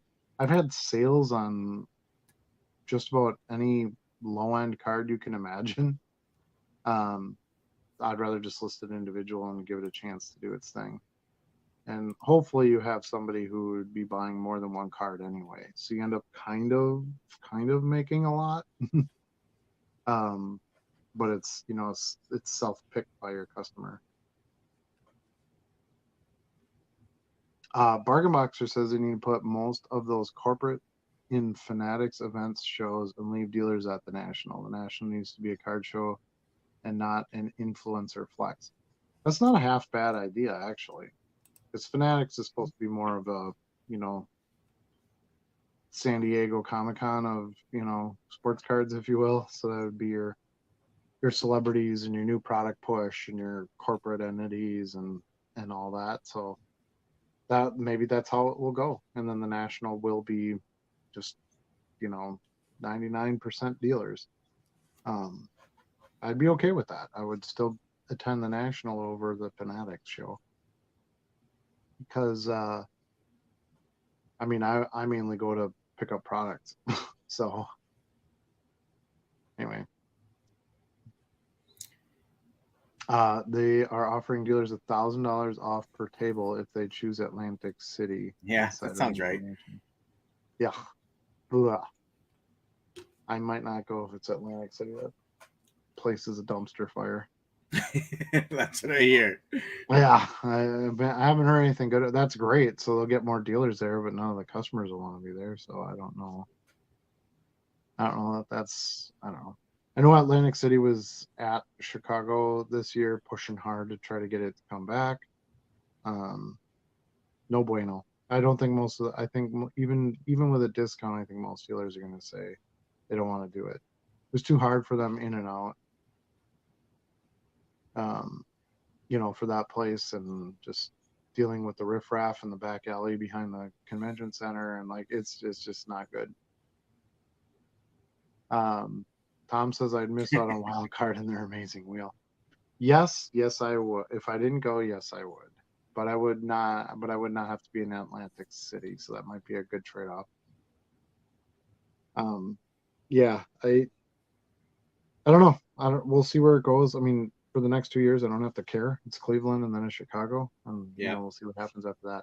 If it's Atlantic City and I don't go, it might not be such a bad deal to take a break off for a year or two. I should have plenty of stuff to list for a while, so I don't really need to hit a national every year. And bulk up too much. That being said, I did hit a milestone today. I finally hit 30,000 listings for Yay! like 10 seconds, and then I sold a card. So, That's the way it the works, struggle is right? real. Yeah. Yeah. But yeah, I have 30,000 listings. So I've got, my goal is to hit the 66, which is the limit on a Premier store, and then figure out what I'm going to do from there. I've talked to Bo. He's done the math on it already, kind of like how many more you can do before it makes sense to get to the next price tier. So just paying per listing after the 66,000. So I don't know. I mean, I feel like that's light years away anyway, but when I get to that, it'll be interesting to see where it goes from there. If I even want to get bigger than that, I don't know. Yeah. Just handling the orders it's insanity. So what's your goal target?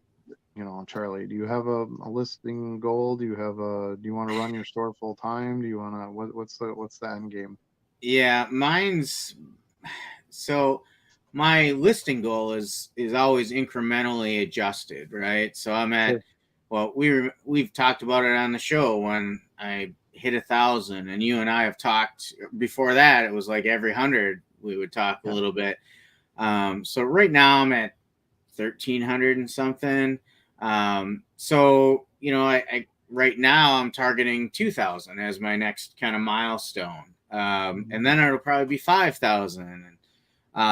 So I look to incrementally keep building. I certainly see sales change as I increase my listings, as you would expect. You have more variety out there. You're going to have more buyers regularly.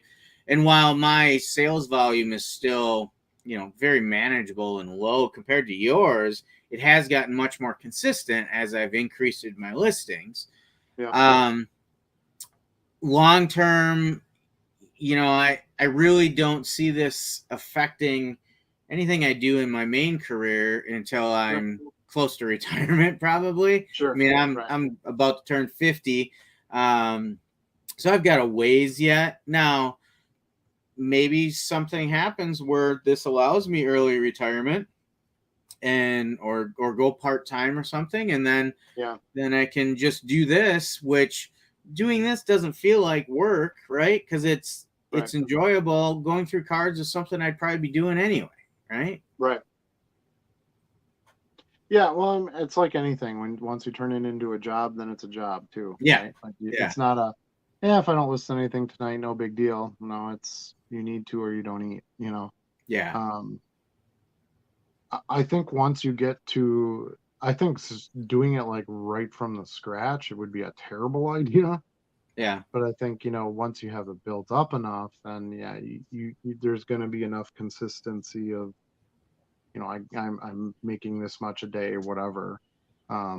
Even if you take a day off a listing and you have 60,000 listings, you're probably going to be just fine on sales. Yeah. So that's something that I always try to consider too is,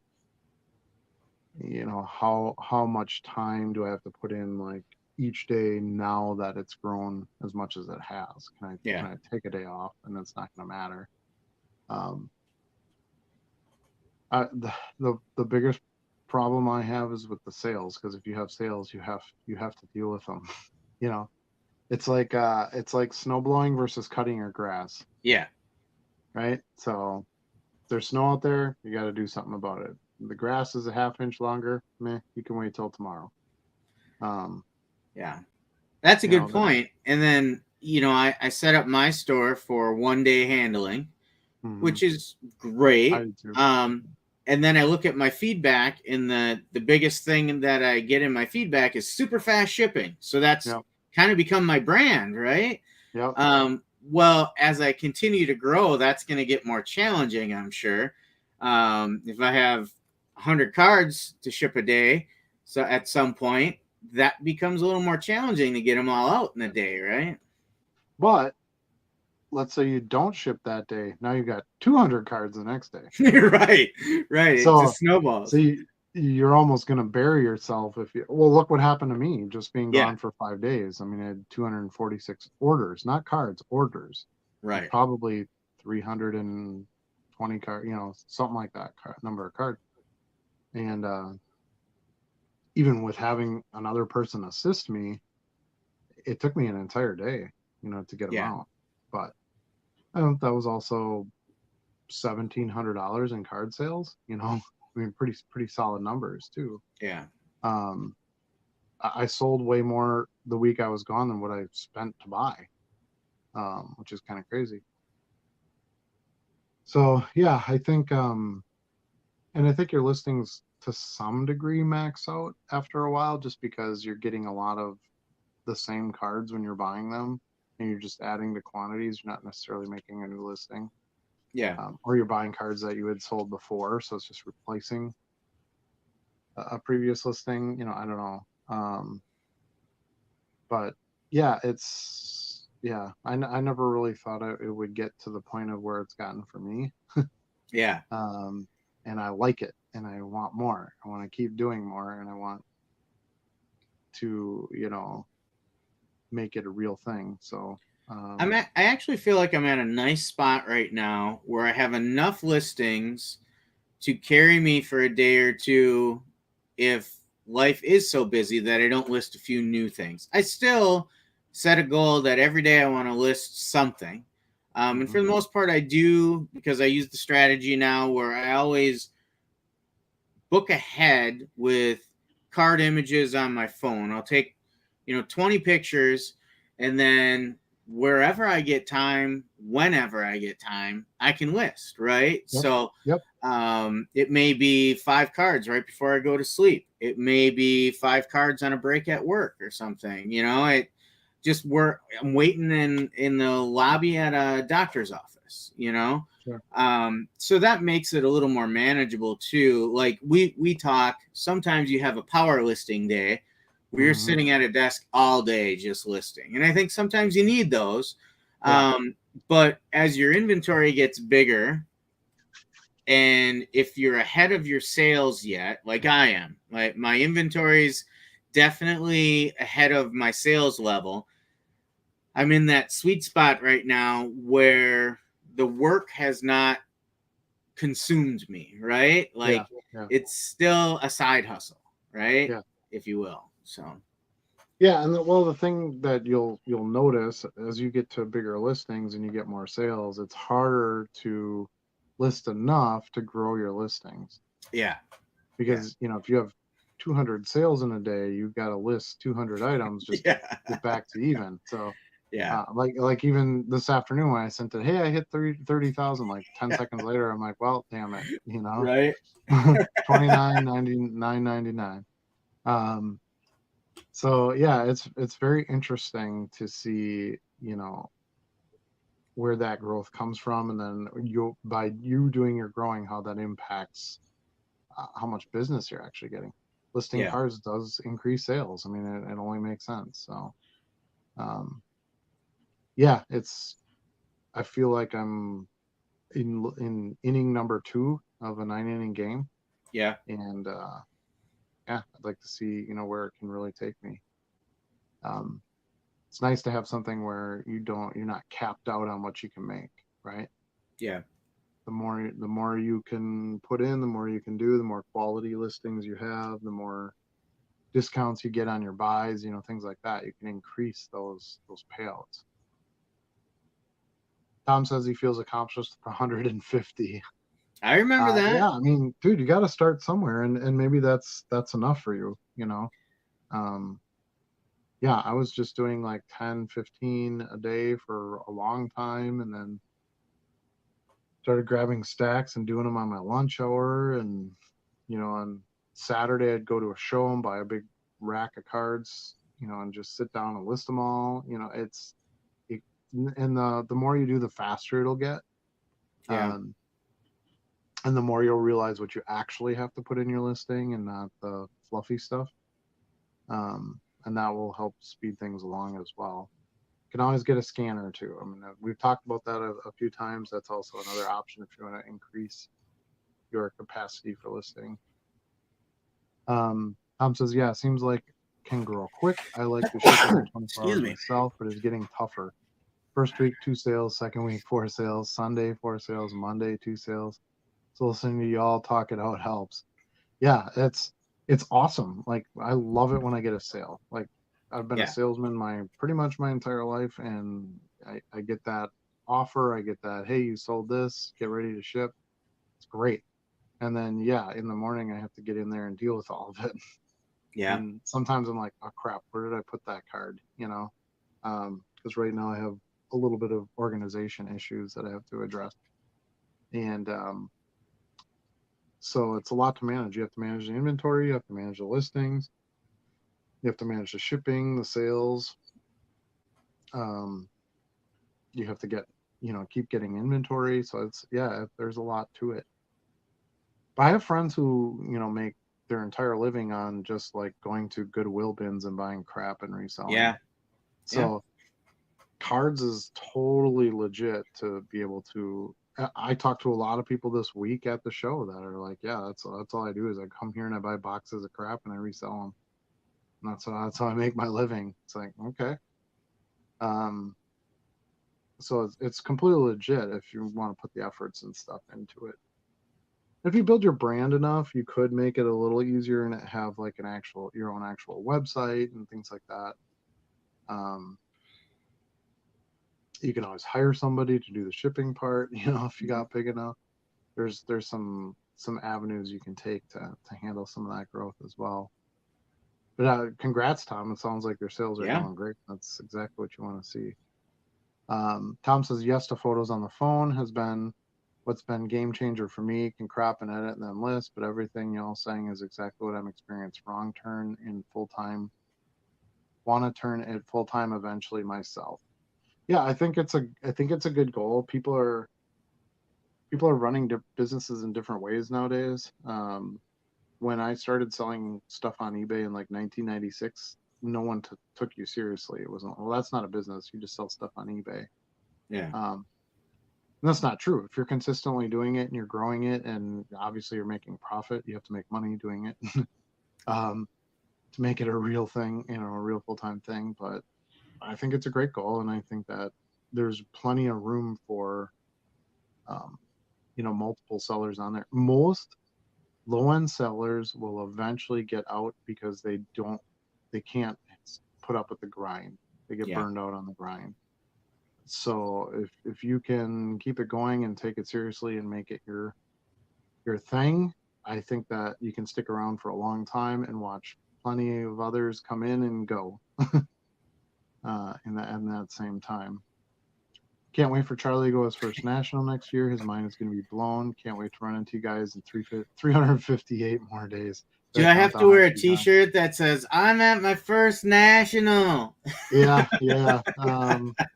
I'll wear one that says "I'm with stupid." Oh wait, wrong way. That way. Where are you? You're over. Oh, this. I'm way. over here. That way. Now I'm over there. That way. Stupid cameras. I think it would be fun to do like a couple live, things from the national. That would be cool. It's really hard it's hard for me to film stuff there and then try to edit at night and then also handle the inventory and the listing. And so I was happy we could do a live. I was happy I was able to do like a couple quick, box break videos and things like that. But just like, I don't have a production crew. I don't, like any of those fancy channels to walk around and video different things and interview different people.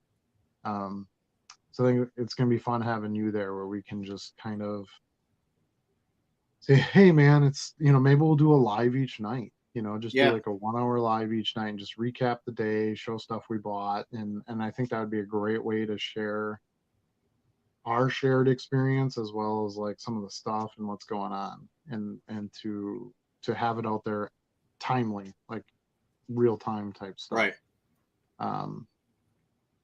Yeah. So anyway, that was kind of my thoughts on it going forward.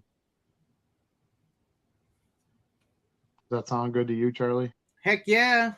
All right. I was already looking at hotels in Cleveland, and nice. The Crown is the official hotel, but you can't book out that far. It's Correct. like We have 2 weeks to away. wait until they send the notification. Yeah. So I'll Yeah. check. It'll probably be in like a month or so. Okay.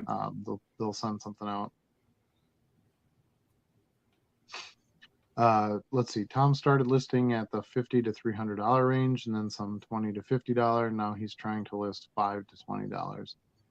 Yeah, it's more fun, I think, to list the more expensive ones because when they sell, it definitely feels like the bigger payout. I'm actually kind of the opposite. I have like all my super low stuff listed, and I have some really high stuff that's sitting in boxes that I haven't done anything with because it wasn't like inventory at the time. So Yeah. but that's something that I need to do because I got to move some of that stuff and I got to get some stuff out of my drawers so that I have room for the singles that I need to pull when I get an order. Somehow managed all through eBay auctions and by now I've won, no shows or other sources. So issues I've found is timing and finding my older purchases to list, but wanting to list the new stuff. Yeah, that's called your what do they call that? Your dead stock or whatever. Yeah. Dead pile, death pile is what they call it. And every reseller runs into that. You end up with a pile of stuff you don't want to list, so it just kind of sits there forever. And that's okay, especially if you're listing the stuff that you feel like you could sell faster or sell for more money. It makes sense to do that first. So don't feel bad if you have stuff that you bought previously that you haven't listed. And to your earlier comment, that's like 99% of how I did it. I was just buying lots on eBay and listing stuff and selling it that way. I just, started going to shows within the last probably year and a half or so. I just like the shows because I can cherry pick. And I can definitely get a better deal. You don't have the shipping and the, handling costs and all that, taxes and all that stuff. And I can go grab a big, bulk lot of cards, get a really good price on it. It's exactly the cards that I want, or I feel like I need for the store to sell. So that's the advantage to the shows. Plus, it builds up some rapport with local dealers, and you get to go meet people, and maybe you'll find a deal that you didn't know was out there. But by going to shows and talking to people, something you could come up with. So that's the real big advantage there. Same with YouTube. No way a career or real media source. Now it's practically my only form of entertainment the past couple of years. Yeah. I heard that a few times at the show too from viewers that are like, oh, man, all I do is put like YouTube on in the background. You're one of my channels that I go through. So yeah, I find that very interesting. And honestly, I'm kind of the same way. Like there's times where I just want to sit down and watch something big budget cinema. Like I watched Mortal Kombat today. It's on Hulu right now, the new one. And so I did that. But then, for another hour or two, I watched like Card Talk and Neo did an update on some of the PSA deals and just some of the YouTubers that I like. I just like to put that stuff on, especially when I'm working and I'm sorting cards and I'm doing stuff like that. I like to have YouTube on versus anything else. What do you think, Charlie? You watch a lot of YouTube? I do more of it now. I play guitar as well. So there's a lot of guitar channels that I'll watch. Obviously, I watch a lot of card channels, but I can't say that I watch a lot of regular like mainstream media on it. Like I don't do YouTube Live or anything like that. Or whatever they call it. YouTube Live right now, Charlie. Well, I mean like the whatever they call the like live TV offering. Oh yeah. Gotcha. Yeah. Like I don't use it for any of that stuff. Sure. I will tell you, my kids are on. They are on YouTube more than anything. Like that's their primary source of entertainment, I think. Yeah, it's interesting. You have all these. For years and years and years, you had all these major studios and these big actors and all these, advertising, commercial companies and all that. And boom, it all went away as soon as so remember reality TV when that kicked off? And that was such a big thing, right? These are I still have season 1 of Survivor on DVD. Right, there you go. and we kind of, you know, to some degree, we watched some of it, but we also kind of made fun of it. Like, yeah, sure, these people are real. And it was still a production, right? It was still a studio. They still had to make money. They still had to sell ads, you know, to Coke during the commercials, you know. And now it's just evolved from that, where people could be like, screw it, I'm just going to make my own content. I don't care if, you know, some studio backs me. People watch it, somebody's going to want to throw their ads on it, and that's how it will grow that way. So yeah, I found it very interesting as well. It was, again, one of the reasons why I started a channel. I felt like there was a lot of viewing, especially in the card space, going to YouTube and watching all these different channels that I felt like were lacking some transparency and some information.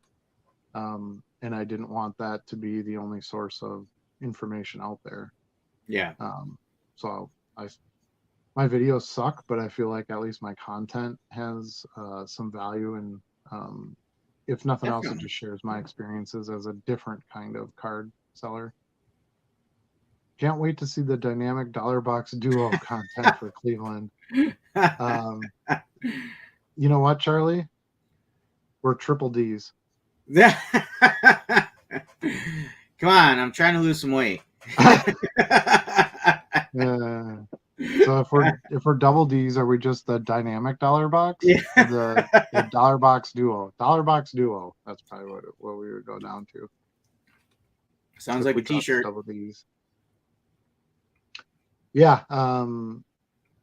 I definitely heard from people at the show, hey, where's Charlie? A couple of people asked about the goat. I did have the goat with me, so that went over well, that at least the goat was riding along.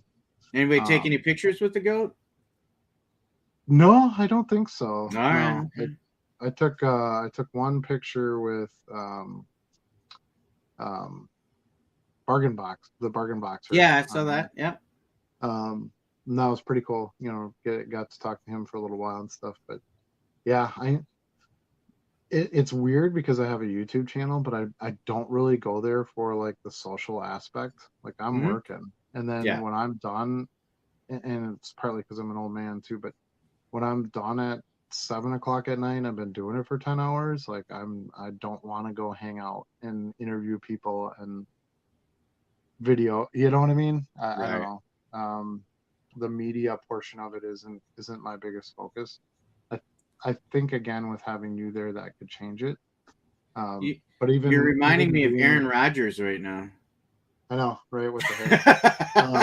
Yeah, and it's driving me nuts too, if you can't tell. But even like our Wednesday night live, like I struggled to get on in time, and then I was just whooped. You know, I was beat from driving in the morning, and then, you know, just getting through the VIP rumpus, you know, where they got to line you up and bring you all the way around the building and get you in, and you kind of run to your first value boxes, and then you buy all the non-sport stuff and listen to all the people pissing on after you that they didn't get anything good. You know, some of it's rewarding, some of it is just a struggle. Right. And to try to do that every day is pretty tough. But I mean, I was going through some of the values of stuff and that with Ethan, and he was just like, man, you got that for this much, and you got that for this much. I'm like, yeah, those deals are there. You just got to know what you're looking for. Like even the half of the redemption card, he's like, how do you know this is that half? And I'm like, I can just tell you that I've seen the other half a million times. Yeah. And as soon as you're flipping through the cards, I'm like, yeah. As soon as you're flipping through, I'm like, hey, that's the half that's hard to get. It's worth good money, you know? So yeah, it's just kind of those things that you get through experience. You on YouTube live right now, Charlie? See? Told you. He's right. Definitely need some Screaming Goat t-shirts, but artistically modified for copyright reasons. I'd buy one plain blue tee with a Screaming Goat on the front and maybe a cool double D logo on pocket or back.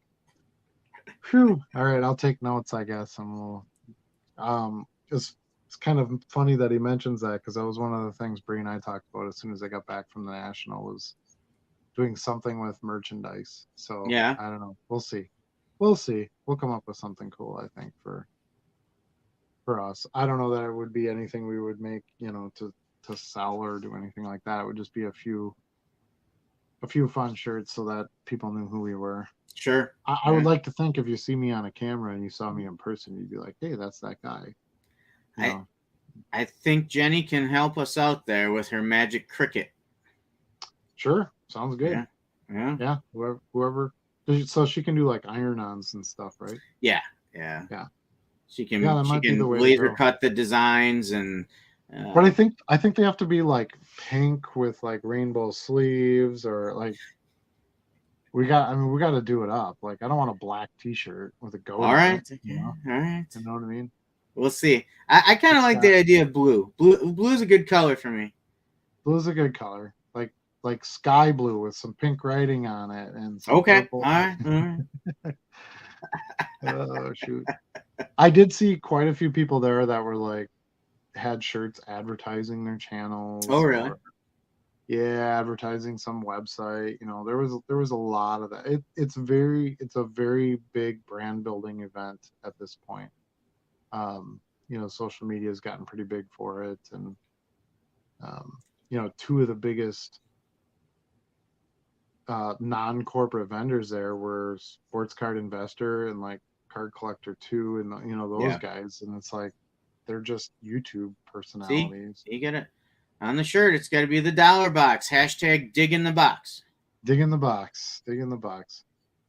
So hopefully there's no kids watching this anymore, but there's this little piece of carpet. There's this little piece of carpet in between like where the hotel ends and right before the skybox or the skywalk. Okay. And it's like typical hotel, carpet, right? It's got all these little different pattern, geographic patterns and stuff on it, but it looks like a bunch of 8-bit dicks. So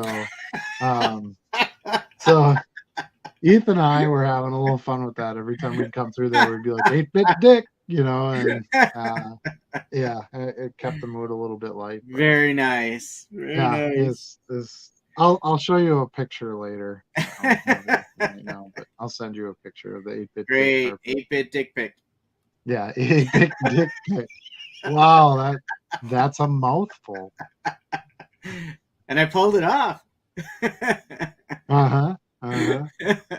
Yeah, so this is no longer a kids show, I guess. No, I guess not. I guess not. But anyway, yeah, so that's some of the, that's the fun stuff that you kind of run into when you go to a show like this. But we stayed in that hotel for 5 days, 4 nights, and it was like $900. Yeah. It's amazingly affordable to be there. Your VIP is like $160, but you get like $300 worth of stuff in your bag to resell. Mm-hmm. My VeeFriends sticker, I got a little bit more rare one. Mine was numbered out of 55. A lot of them are numbered out of like 200 and stuff like that. I got the robot, whatever that means, but I sold it for $200 that night. Oh. So I literally paid for my VIP ticket plus $40 the first night I was there. And then you have your Panini pack, and Upper Deck does their little Jordan pack thing. There's other stuff in there that you can turn pretty quickly. The autograph tickets, I don't use them. Last few years, I found somebody to just buy my autograph tickets. I didn't find anybody this year to do that, so I kind of just ate that. Possible gain. But in the past, I'd sold them for like $25 or $30, so it wasn't like a huge deal. But maybe just nobody wanted the autographs this year. I don't know. Yeah. So yeah, I would, even if you're going to go for only a day or two, I would still strongly suggest buying the VIP because the bag of stuff is worth it alone. But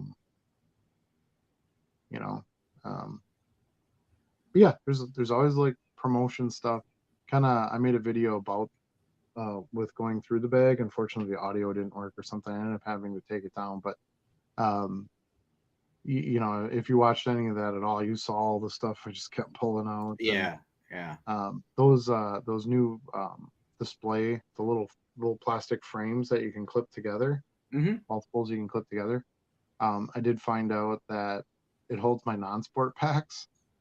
Nice. So I may actually just click all my non-sport packs in there and use that as my display on the wall and take down the other shelves that I was using.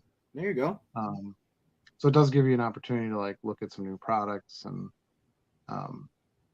BCW was, hold on, I'm going to grab this real quick.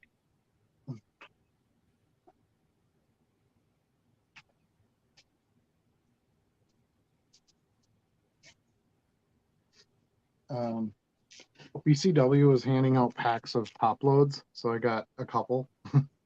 I see that.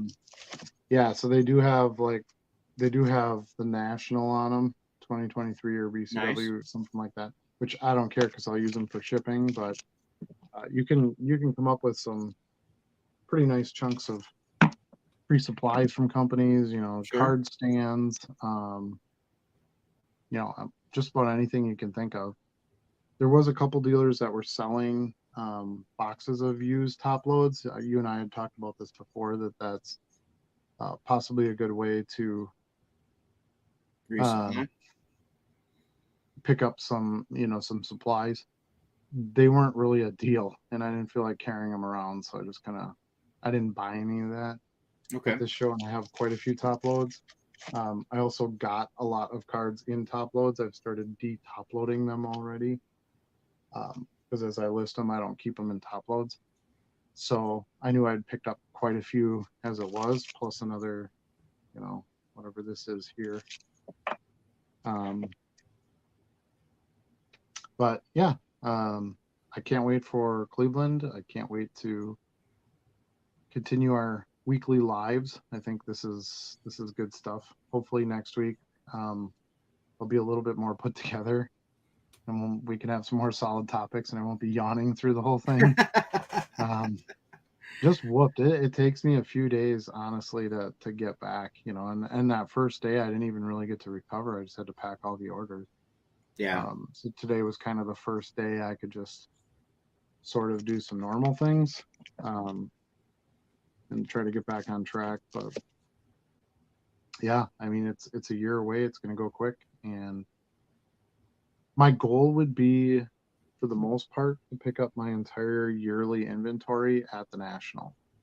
Mm-hmm. So I would love to buy like maybe 15,000 cards each National. My goal was 10,000 this show. I fell a little short of that, but I think if I had 15,000, it would take me long enough to list those throughout the year that would be all I would have to buy for inventory. Nice. Not that I wouldn't necessarily still pick up some stuff, throughout the year. I love going to shows. It's good for content, all that too. But it just wouldn't be necessarily my focus. Like I got to pick up stuff. Do less eBay buying where I'm paying shipping and things like that, unless I see some kind of screaming deal. But yeah, stuff like this where, a fun box comes out, I'm going to buy those and I'll list that stuff. Those things would still obviously occur, but. Well, you were at the National buying in bulk. I was shopping eBay. I did buy a little bit while you were out of town. Yeah, but like 100 random vintage cards. There's no, huge gems in there, but when I opened it up, so the pictures on it weren't great. It was hard for me to see what was in there. There was a couple cards that caught my attention from a popular movie in our house. It's my wife's favorite movie, so I was like, "Oh, I'm grabbing those," even though I don't know what's all in there. And I paid 16 cents a card, I think, so not horrible. Okay. Nope. But I really had fun when I opened it up because it's a number of sets that I had never seen before. The one drawback was the cards I wanted. There was only 2 of them in there. Okay. So it wasn't as many there as I wanted, but it was fun looking through it. I don't know if you want to pop them up real quick. Throw up my other camera and I can show you a few of them quick. I won't go through every single one, but I'll at least show you the different sets. If you want to pull my main camera down, you'll be able to see these better.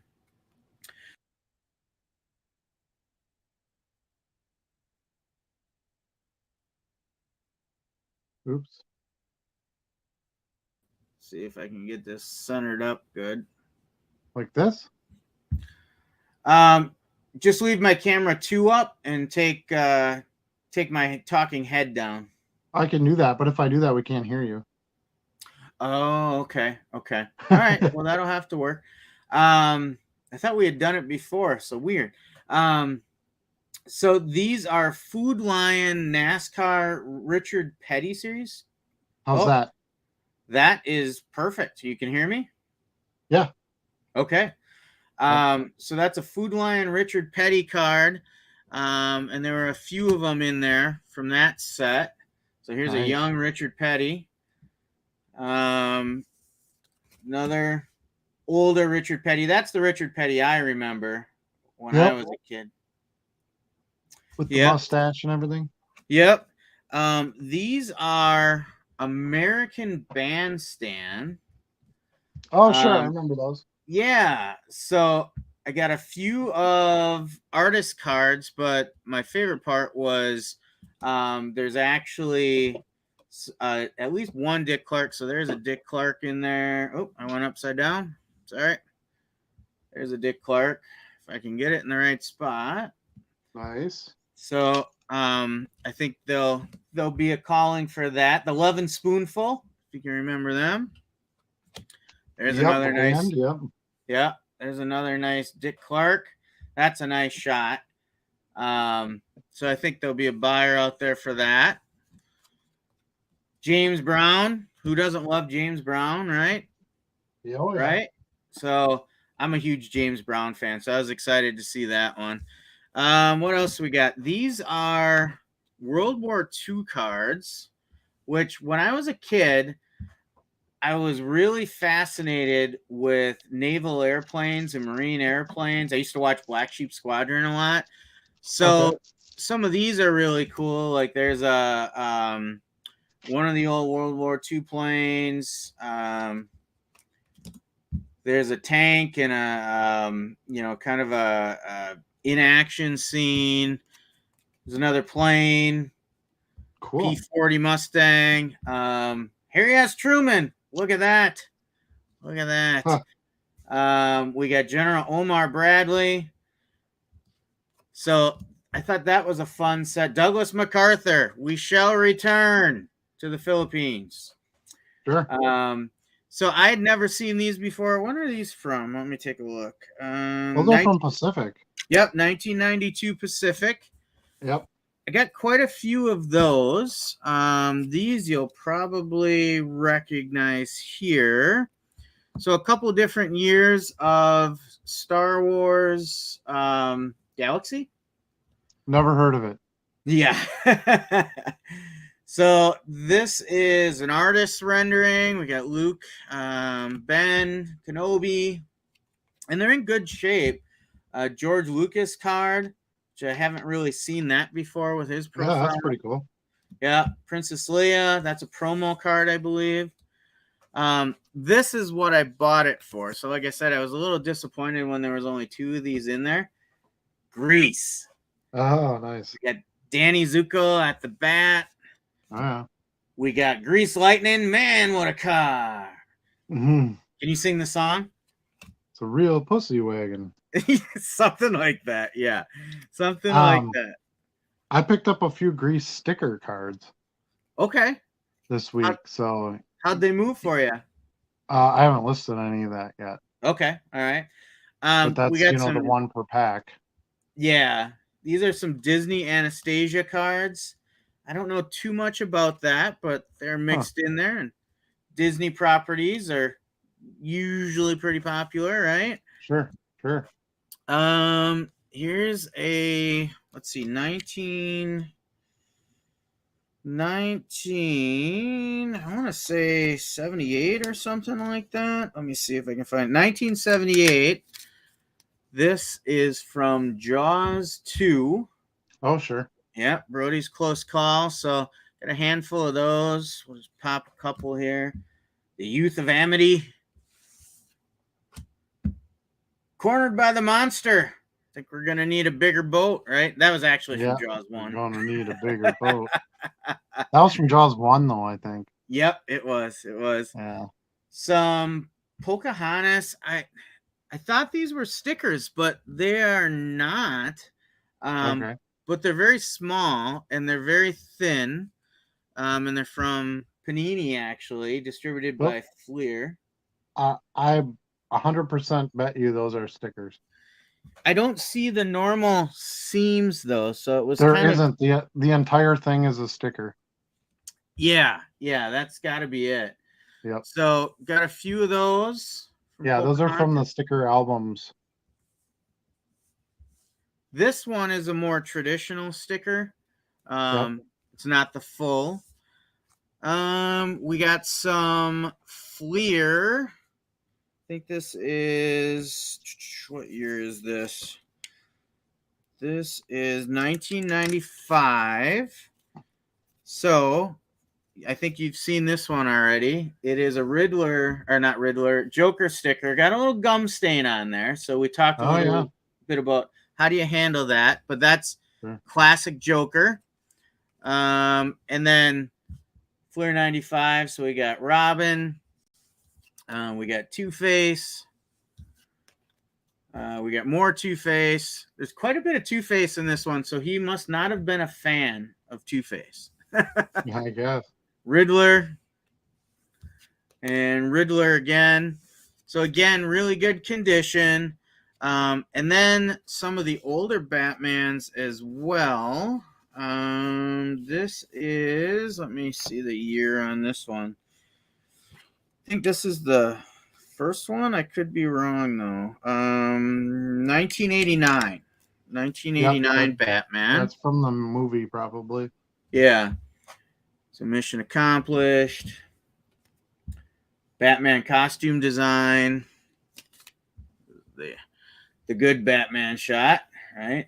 Is that Michael Keaton, right? Yep. Yeah. So got quite a few of Batmans in this. What else we got? So another Disney property, the movie Hook.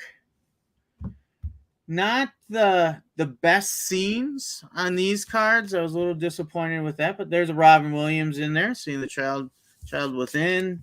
Oh yeah. Kill the lawyer. So got a few cards from the movie Hook. These next ones were fun. The best card I got in this set, unfortunately, was in the worst set though, or worst condition. But this was one of my favorite shows as a kid. You remember this one? Elf, sure. Elf, Alien Life Form. What do you mean this isn't a piano? So, lot of family scenes in the few cards I got out of this, but I got a few isolated with Elf as well, which is good. But this, where do you keep the oven mitts? Why do you need the oven mitts? The cat won't fit in the toaster. And didn't he always want to eat the cat? Yeah, the cat won't fit in the toaster. I need the oven mitts. This Booyah Baseball one is probably one of my favorites, one that came from the Alf set. And I didn't even realize it was Alf the first time I looked at this one. It wasn't until I looked at it a second or third time and I was like, oh, that's part of the Alf set. But unfortunately, the back is not ideal on that one. But the front looked pretty good yet. I was a big fan of these when I was a kid as well. The actual magazine. I never looked at the trading cards before. Yeah, Mad. Yep, but I got a series of Mad magazine covers. I loved that magazine when I was younger. Man of the Year. Fidel Castro back in '63. So a lot of those vintage covers on the trading cards. I thought you might like this one because it's similar to your MTV Raps set. So that's a ripoff of like what, LL Cool J or something like that. Yeah. Yep. So lots of variety in here. Some more of these, just a few of these Wacky Packages stickers. Oh yeah. Yeah, so I got the Chapstick, Oscar Mayer Bacon, Irish Ring. Bandage cigarettes. So those took me back quite a ways. Awesome. I didn't know this movie. Maybe you're familiar with it. Another Disney movie called The Black Hole. Oh yeah, it's a great movie. I've never seen it. Yeah, it was like Disney's first science fiction film. Captain Star, Very Special Dinner, the holographic image. So I'm guessing these are not the best ones to pick out of this set, but I had never heard of it. So it was kind of fun to check that out. I don't even know who the main characters were in that. I haven't seen it in a long time. I was a little kid, but it's a pretty good movie. And I did not see these in any of the pictures when I ordered it, but it was nice, kind of fun when I pulled it out, right? That's awesome. We got New Kids on the Block. There we go. We got to go a little bit this way. So I did look and see there is Hobby on these for sure. I think that's another Jordan, right? Yep. You know them all. Don't act like, well, I think it's Jordan. I had 2 sisters, dude. I know all of them. Another group shot. Got Danny in there, right? Danny Wahlberg. Well, I think that was Donnie. Danny was the other guy. Right. Mrs. Jenny McCarthy, or Mr. Jenny McCarthy. Right. Got the suits on. So this was really fun when I got those out there, and you know, there is some hobby around these. Like I said, none of the big ticket items in it, I would say. You can, and right. that's all of them, but I was just surprised at how many different sets were represented in there. Because really when I got it, like I said, I saw the Grease cards and I was really looking for a bunch of Grease cards because I know there's a lot of Grease fanatics, my wife being one. So didn't get all the Grease cards I wanted in there, but I was pleasantly surprised by all those other sets that were in there. Yeah, and it's just fun to get some variety too. It is. And we always talk about building up inventory, getting that diversity in your listings. So, you know, I think those will be good additions in my inventories. You know, they're going to be some basic sales, core sales for me. So I'm happy to have them. Are you still there, or did we lose you? There you are. Go. You're back. I had to figure out how to take it off a solo layout. We haven't done that one yet. Always Tom likes your Lucas card. He said that could be a good play long term. Yeah, that caught my attention as well. Yeah. So yeah, that's awesome. Like I said, 16 cents a card. I feel like that was a decent buy. You know, I'll be able to turn a lot of that. I think some of it I might look to go back to our conversation on lots. You know, maybe that Black Hole set of cards, I might just sell that as a lot, or the hook ones, but lots of singles in there too. Yeah, just got to make sure you get your 16 cents, you know, so it's right. It's not a big demand to try to get something out of it for sure, right? Which is key, right? But every once in a while, you got to take a chance on a buy, right? Like you may not know every card that's in there. And sometimes you hit a big one. Sometimes it's run of the mill, and sometimes you strike out. And sometimes I still get surprised at what sells, you know? Yeah. Mm-hmm. You sold a flying pig card. Well, I sold a pig. I don't know if it was flying. I had somebody this weekend buy 7 copies of Javier Gaspar, who was a volleyball player in the mid-90s. Okay. For some college. And bought 7 copies of it. So, yeah, nice. You can sell anything. Just got to find the buyer. Just got to have the product, you got to list the product, and you got to find the buyer. Exactly. And that's where you can kind of employ eBay to help you with that too. You know, with the connects you with millions worldwide. Yeah, exactly. Exactly. Well, I think that's enough for this week. Time to poop out and party out and all that good stuff. Yeah, Gotta I put gotta some get up in eyeballs 5 on. hours. Right. Yeah, the world keeps turning, right? But yeah, good. Thanks for joining me this week. I know you were kind of on a time crunch and stuff, so I was glad you were able to make it as well. And for listening to all my national stories. But next year you get to be a part of all the national stories. So that's gonna Yeah, be even yeah. better. That's the plan. Have to start getting all that stuff in order, checking schedules. Next week I'll try not to wear so much green too, but my football team colors are green and Oh, sure. and yellow, so came right Sure. off the field today. Yeah, I think next year too I might look at maybe getting somebody to do videography for the week. Yeah. Just like hiring someone, as a subcontractor, if you will, to just do video for the week. Have to see what that costs and what it looks like, but I think that could be cool. So Yeah. it's something I wouldn't have to worry about. I would just literally have to do my thing and it would get, mostly caught on camera instead of trying to worry about doing what I'm supposed to actually be doing and then also doing film. Right. Right. So we'll see. So we might do better video wise next year as well. I do have a bunch of video that I just have to download and make it look like something real and then put it out there. Yeah. But yeah, right now it just feels daunting and I haven't gotten to it yet. Cards come first. So, but yeah, Sure. I look forward to hitting our next show. I don't know when our next show is going to be that we attend. Yeah, where's it going to be this month? I don't know. Yeah, I haven't looked at the calendar or done any of that yet. So that's kind of on the docket for tomorrow as well with my organizing, and I'll shoot you a message.